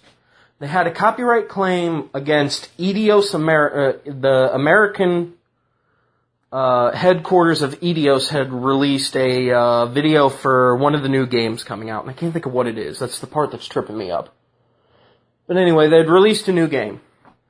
Well, the Brazilian portion of Eidos, Far Cry. It was motherfucking Far Cry 4. Because it was done by Eidos Montreal, if I remember correctly. But it was essentially done mostly in the, released mostly in the mainstay American headquarters. Eidos of America, their YouTube channel, had a copyright claim against it from the Brazilian or the Japanese office of Eidos. A company had a copyright claim against itself on YouTube. Why? Well, YouTube is a big company. And most big companies have the same mentality. Less workers to actually do a large job. You get less workers to do more work for the big job. And how do they solve that problem? Added technology. Well, how do you add technology to something that's basically been created and run through technology? Like my cell phone that I'm currently holding, or my computer sitting in front of me, or my PS4 if I had internet and could actually get onto it for both the computer and the PlayStation. Because I have to use my 4G to get to fucking YouTube off my phone. Unless I stop by my dad's or Bill's or Scotty's where they have internet, but regardless. How do you get all that to work properly with the technological limitations put upon it? Oh, good. I thought I was out of water in my water jug. What they do is they create programs known as bots. Now, what do bots do? Bots will automatically do the work for you. Bots will go out of their way. Sorry. Whew. Didn't realize how much of a drink I actually needed. Holy crap, I feel 1,000 times better now. The bots will go out of their way to actually look for anything that should have a copyright claim against it. If you did not list it as any of the examples I gave earlier, like parody, research material, archiving, anything like that, if you did not put that in your tags, if you did not say, I do not own this media, it is merely satirical parody. I do not own this media, it is merely for archiving purposes of said material for future generational usage. Anything along those lines. If you basically didn't go out of your way to say, look, I don't own this shit, I'm putting it up so others can enjoy it. The bots will go out of their way, put a tag stating marked. Now, the first time that it's marked, you can't monetize that video. Meaning, if you get so many hits on it and you're partnered with YouTube, you get no money. YouTube will not pay you for, quote, creating content just because you decided to post a video of the Resident Evil logo while you can hear the sounds of somebody stroking their dick to it behind it.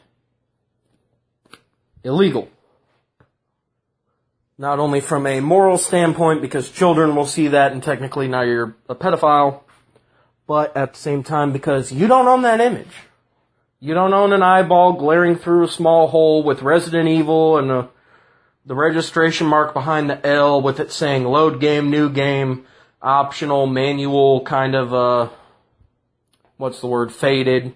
Copyright Comco Corporation Limited, 1996 to 2014, all rights reserved. Okay? You don't own any of that. Capcom does. Capcom can put a claim on you. Sorry, last one of the night, I swear. Nintendo has been doing it heavily. Anybody who talks about Nintendo, in fact, it happened to us when we were Reploid Productions. That's another reason why we had to stop Reploid Productions and become Fandom Night. We had 4 or 5 different claims against us from Nintendo, where one of them got resolved. The problem came down to a matter of when editing the video, we had put essentially the teaser trailer for Mega Man is showing up in Smash Brothers, at the very start of the video, before we cut to myself, Nick, Shane, and Bill staring at a camera and talking about how sweet it's going to be for Mega Man to show up. Because we were riding the hype train being like, fuck yeah, Mega Man. Excuse me.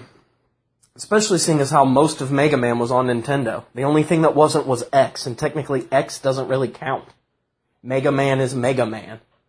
And technically Mega Man almost should have been a fucking Nintendo property when you think about it. Because like I said, 1, 2, 3, 4, 5, 6, and 7 all came out on Nintendo.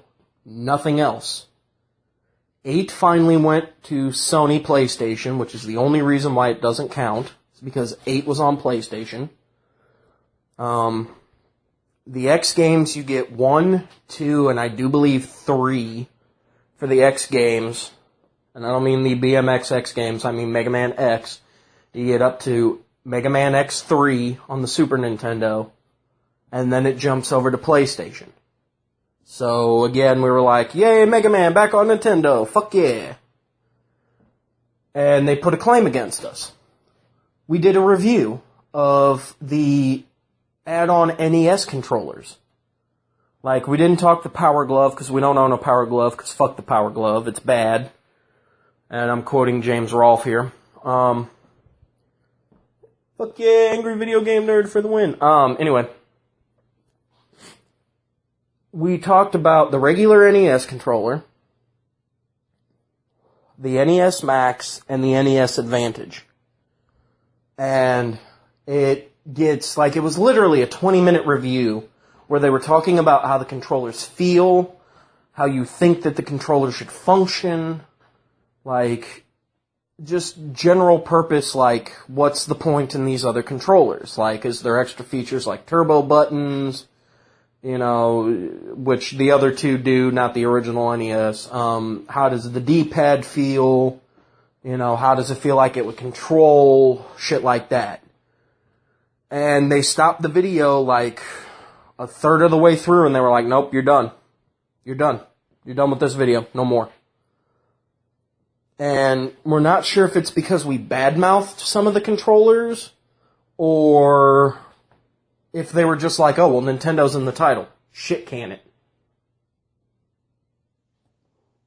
We also had a few other copyright claims against stuff. And to my knowledge, I have no idea what they are. I know those two for a fact because Bill's brought them up to us, but at the same time, he's also told us some of the others. But again, Reploid Productions died like 2 years ago. We've been Fandom Night for about 2 years, for anybody who's new to the show. Well, shows. Because we were trying to run them as one, that's the reason for the change and shift of the podcast format. Because technically now Fandom Night is the podcast network. Much like Smodco is the podcast network for Kevin Smith. Much like how Nerdist is the podcast network for anything that Chris Hardwick and his friends do. Just like Geek and Sundry is the network for anything done by Felicia Day and, God damn it, I'm gonna feel stupid now, Will Wheaton. God damn it, how can I forget about the King of the Nerds? Well, technically him and Hardwick have a back and forth between being the King of the Nerds, but seeing as how they're best friends, they just kind of, I'm not the king, you're the king. I ain't the king, you're the king. Fuck that. And then, of course, Elvis shows up. Oh, I'm the king, baby. Oh, wait, that was Johnny Bravo. Excuse me. Just saying. But, like I said, when it comes right down to it, like, we had to get away from that. Because not only were we not getting views on it, but at the same time, we were getting copyright claims against it. We can't talk Mike Tyson's Punch-Out if when we post Mike Tyson's Punch-Out for the video game section, they decide to copyright claim it and pull the video. We can't discuss our favorite Nintendo systems if, because Nintendo is in the title, they copyright claim it and pull it. We can't talk Final Fantasy if when we're trying to talk Final Fantasy, they put a copyright against it and they pull it. Same with Dragon Ball Z, same with Bleach, same with Marvel, same with DC, same with Spawn, same with fucking Oreo cookies, because it's the first thing I noticed, because I'm digging through my cabinets right now, because I'm kind of hungry. Like, literally, anything and everything under the sun can quite literally just tell you to go screw yourself. Because the bots can't tell the difference, because they didn't program it into the system of whether or not it actually is a copyright claim. Now again, Team 4-Star makes no money off of YouTube from their abridged series. They do, however, have a Let's Play channel, which they can make money off of because it's a Let's Play. They can also make money through whoring out their different ideals, and yes, I do mean whoring it out, because unfortunately that's kind of how it works when you're selling, like, you know, different merchandise. Technically, merchandising is whoring out yourself. Kind of like when we braked for contact information, we're whoring out our website, so you guys will go and see all the hard work we've put into it. And yes, I say we because technically I designed the original website and the disembodied voice has been redesigning it and making it look better. Because again, I have no internet and I'm a lazy asshole. I'll admit it. In fact, I think I've admitted it several times, but that's just because I can't apologize enough for not helping. Especially when I'm trying to help out with doing this as much as possible. Just for the simple fact of, I want this to be more than a hobby. Like, not to bullshit anybody, but I want to be able to do podcasting, not so much as a living, but I'd rather be able to do it more often than not. You know what I mean? Like, I'd rather be able to just find like a part-time job to actually help pay the bills and be able to sit around and hang out with my friends all day. I mean, that's what we all want out of life, is we want to be able to hang out with friends and family as often as possible. Now, again, the copyright claim problem was so terrible that Doug Walker, who's better known as the Nostalgia Critic, actually started a hashtag called WTF, and no, not what the fuck, but where's the fair use? Or excuse me, WTFU. Yeah, sorry. Because technically hashtag WTF is Mark Maron's podcast. Shout out to Maron.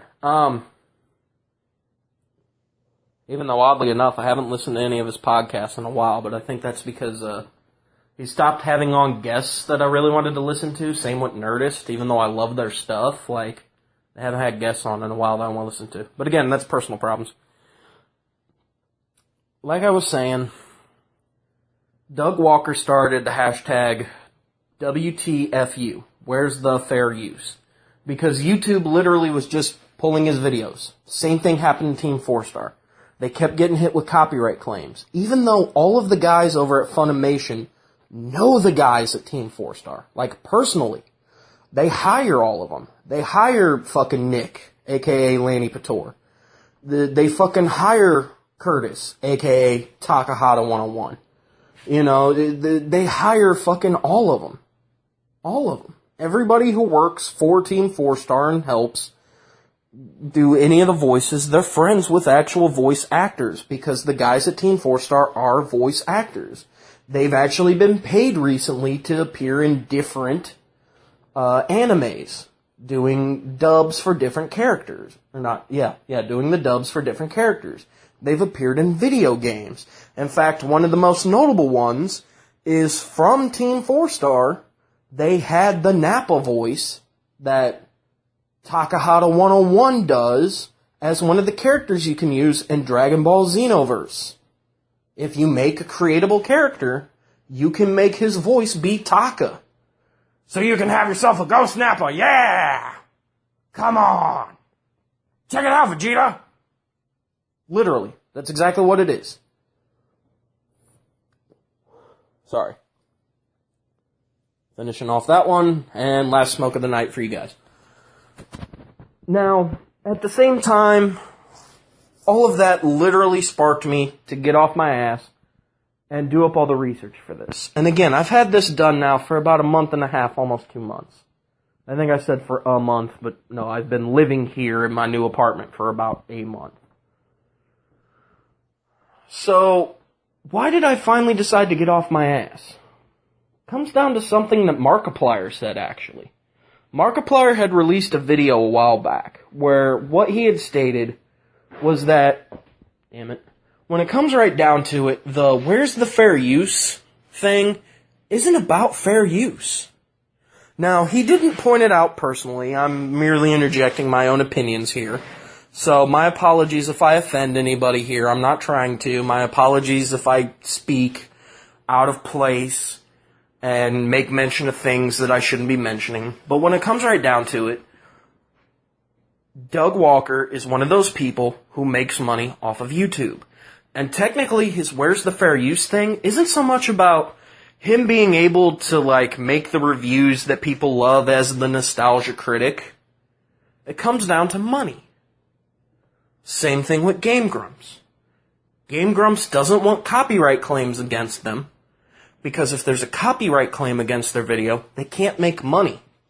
And Game Grumps has grown to a point where they have literally sold one of their shows to a major TV network. Well, not a major TV network. They sold it to a TV network. The TV network got bought out by another major network, and they pretty much cut ties with it because the new network was coming in and essentially pulling a bunch of bullshit where they were like, look, for the amount of content you're making, you're not going to be making as much money.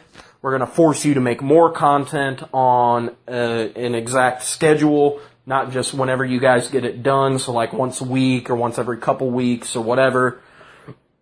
Excuse me. We're purposely going to make you go out of your way to make 3 or 4 videos professionally done, which they already do it professionally. We're going to make you do, 3 or 4 videos per week. And once you've made X amount of videos, that's your season. You guys can take a hiatus to write down more scripts or whatever. And then after you write down more scripts or whatever, then you can come back and make more. By the way, you're not allowed to just randomly have your friends on.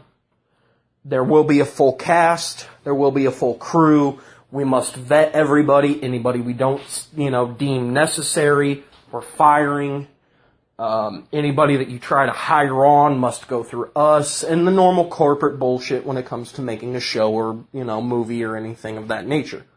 And they said, we're not having it. We want to be able to hire our friends. We want to be able to have our friends on the show. We want to be able to do what we want to be able to do. That was the whole point. They moved back to YouTube. And I don't blame them, but again, it's because of money. Markiplier even mentioned it himself. He is attempting to become a stand-up comedian, but he's making his living by making videos for YouTube. He makes 3 Let's Plays. Okay, he makes enough videos that 3 Let's Plays can go up per day.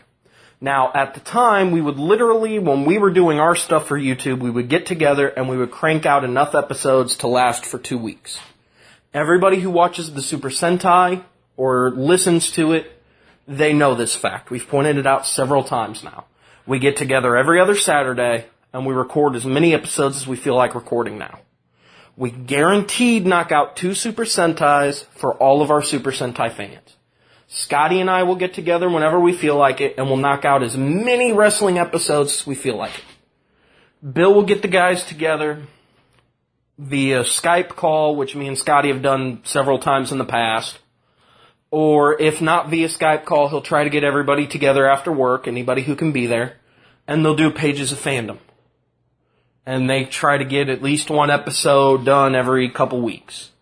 The Super Sentai, we get together on Saturdays, we record 2. Guaranteed at least 2 episodes. No more, no less.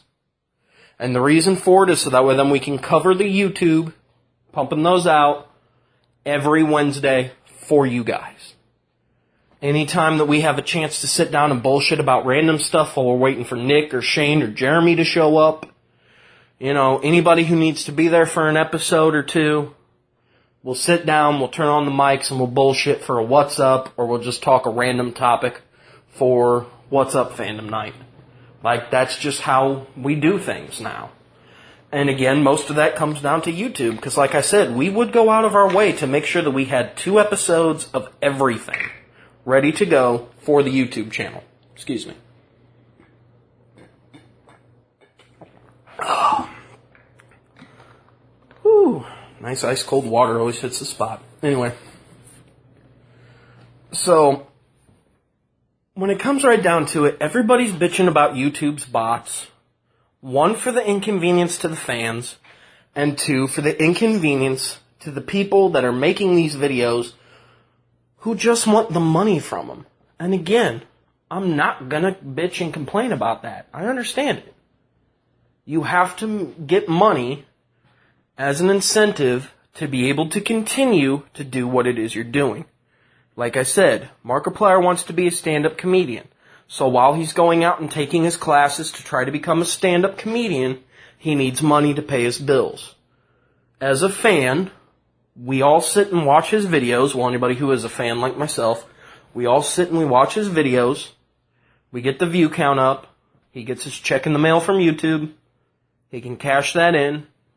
And he can turn around and buy groceries, pay his rent, put gas in his car, feed his dogs, and anything else along those lines.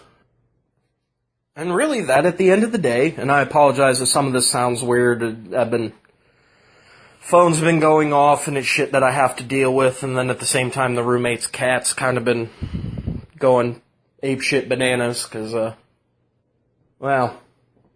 she just doesn't like being left alone, and unfortunately I can't have her up in my face distracting me any more than I already am. Because I have the ADD, and that's not good. But, like I said, when it comes right down to it, everybody needs money in order to pay their bills, buy their food, put gas in their car, and pretty much just be able to live a normal life. Or at least what we perceive to be normal. Because again, for other people in other places, normal is completely different from what we think. It could be better, it could be worse from what we assume. 9 times out of 10 it's worse, but in some places it actually is better. So, it's one of those things where I agree with Mark. Like, I get it. People want to be able to make their content and get paid for it. So that way then they have revenue coming in so they can afford to live. But at the same time, to bitch just to bitch because you're not getting paid to do something, that's almost as slimy as being an asshat who's simply blocking things just for the sake of they don't want all their money to go away. And that's the problem. YouTube is a corporation that makes money. As soon as money gets involved, all bets are off. Like, think of the person that you love the most. Your mother, your father, your grandmother, your grandfather, your brother, your sister, your aunt, your uncle, your significant other, your best friend. Everything could crumble in an instant because of money. That's what happened to me. My ex kept bitching about my spending habits. My ex kept bitching at me, telling me that I don't make enough money to support me, her, and her child. When, technically speaking, and this is me interjecting my own personal opinions, technically I wasn't making enough money to support her and her child. I could have gone and jumped off a cliff as long as I'm sitting at work making money, so that way then she didn't have to do a fucking thing and somebody else could pretty much do everything for her. Somebody else could clean up after her. Somebody else could watch her child for her. She essentially wanted somebody who can make $1 billion a day and be a stay-at-home dad to her child. So that way then she could go off and do whatever the fuck she felt like. But at the same time, I got unlucky and I got with one of those types of women. I mean, technically I should have listened to everybody around me when they said she's no good, but I figured most of them were just being haters and jealous because, they had nobody in their lives. But that's the problem with hindsight. Now that my interjection's out of the way, let me go back to the point. Everything can crumble at an instant because of money.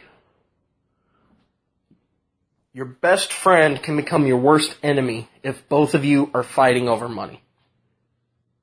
I've seen it happen before. That's the reason why when it comes to money, anytime I put money on a table, I don't expect it back. Not from being a good person, even though I know I am. I lend people money all the time. I really do. Me and Scotty will hang out. I'll be like, man, I'm hungry. He'll go, yeah, me too. My funds are a little tight. And I'll go, you know what, dude? I got lunch. Don't worry about it.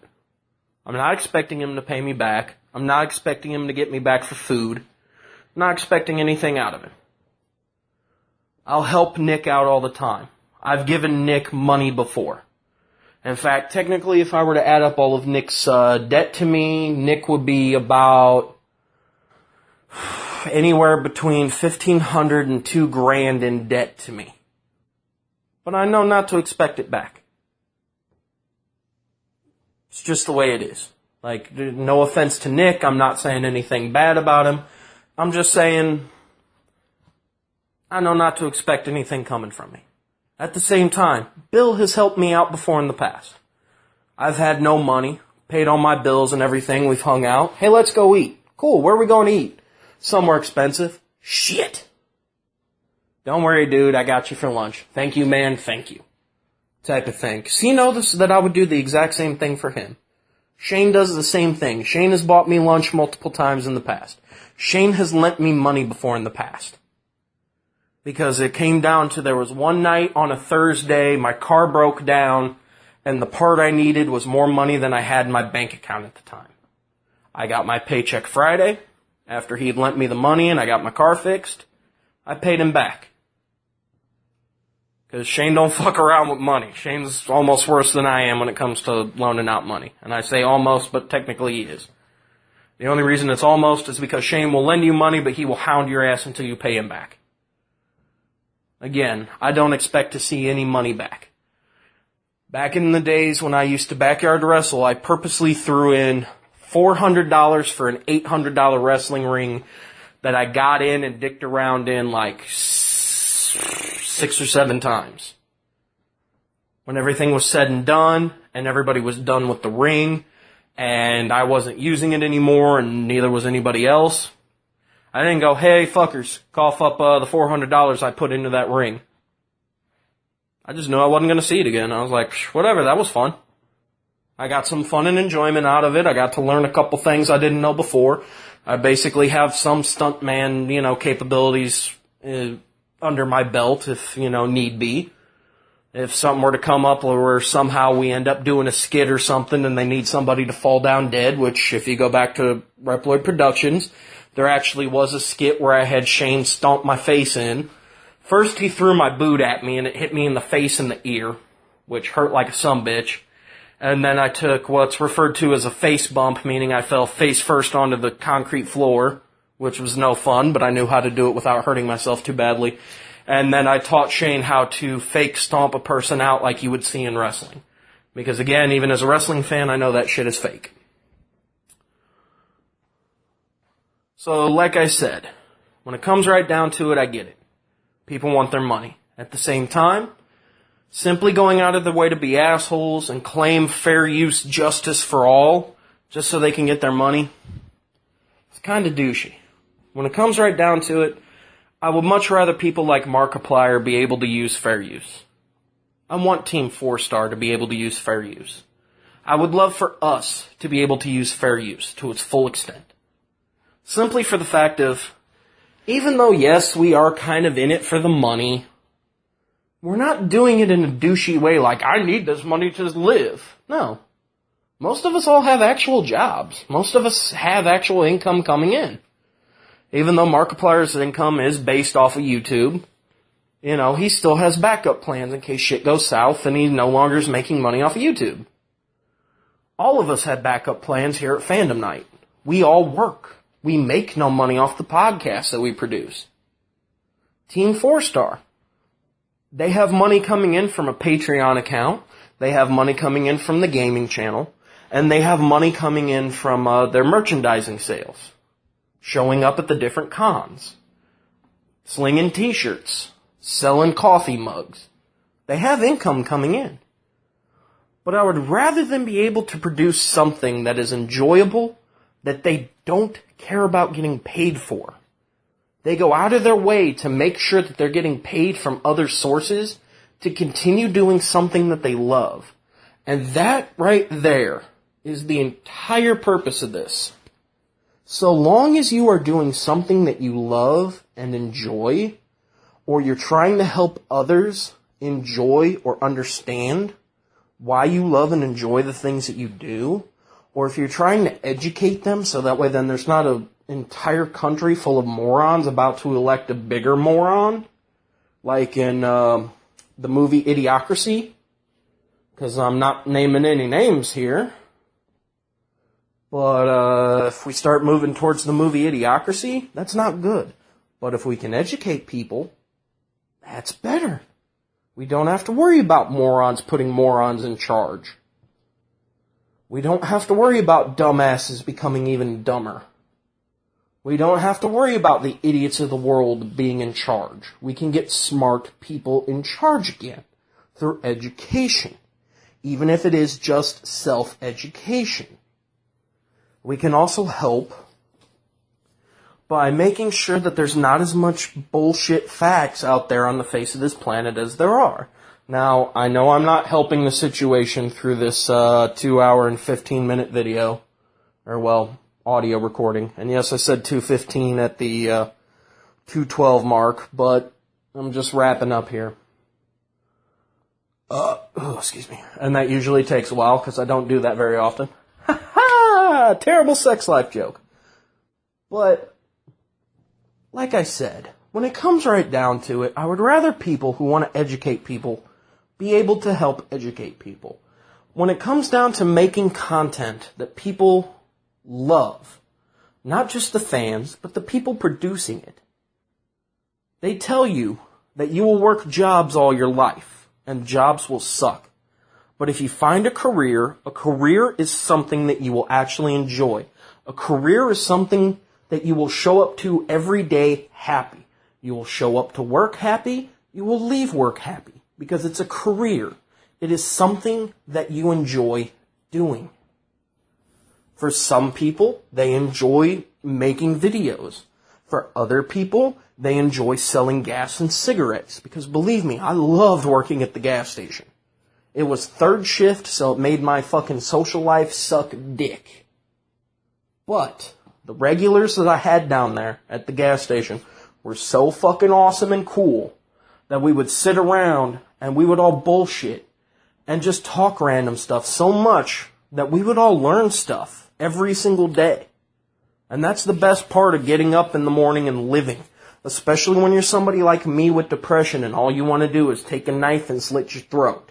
And I don't mean to get dark here, but seriously, any day that I want to wake up and get out of bed and go do something is a great day for me. Working as a janitor, it's okay because I can do my own shit. But then at the end of the day, I'm pretty much by myself all day, every day. It's not good for me.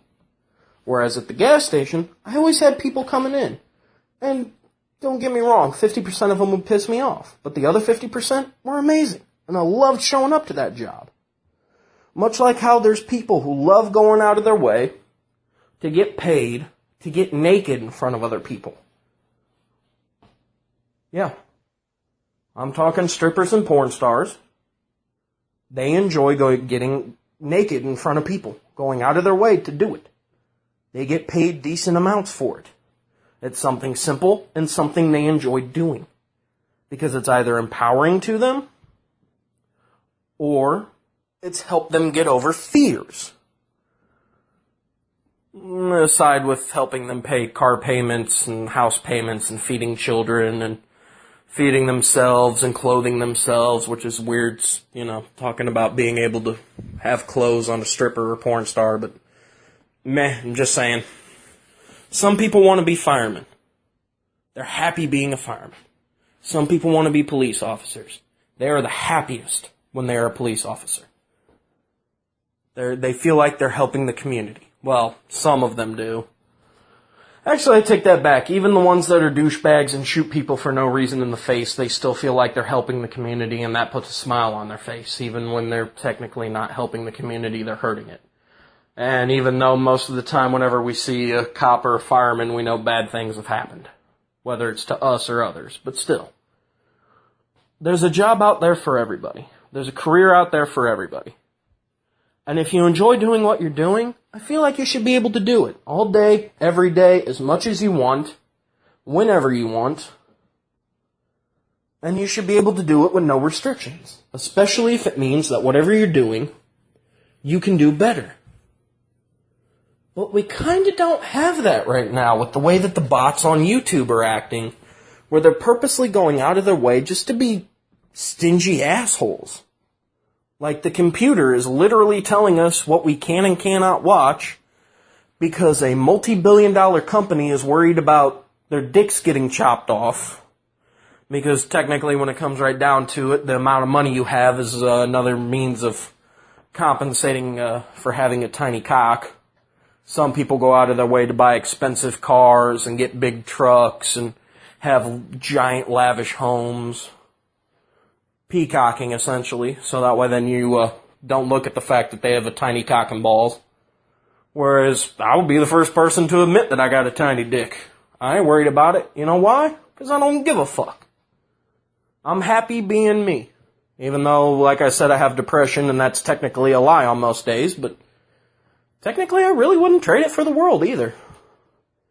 Well, unless I was trading my life for the ability for all of us over here at Fandom Night to be able to hang out with you fans and continue doing what we do, but again, I'm getting off topic and rambled for too long, so I'll let you guys go. Here's Bill with the outro telling you, same thing he told you at the top of the show, how to get a hold of us, different stuff like that. And if you're still awake through this, definitely shoot me an email, because I want to give you a high five. And no, I don't mean I'm going to smoke some weed and then give you a $5 bill, even though that would be probably pretty cool for all of you out there to enjoy a $5 bill for free for sitting through all this. But regardless, I'm going to let you go. I'm going to turn it over to Bill. Hey guys, did you like that podcast? If so, remember to check out fandomnight.com. At fandomnight.com, you can drop a line to this show, or you could check out other podcasts as well. We cover all kinds of topics, everything from comic books, wrestling, movies, TV shows, video games, animes, mangas. It's outrageous. We seem to have a podcast for just about everything, and you have access to it just by going over to fandomnight.com. So, check it out, guys. We're going to get out of here.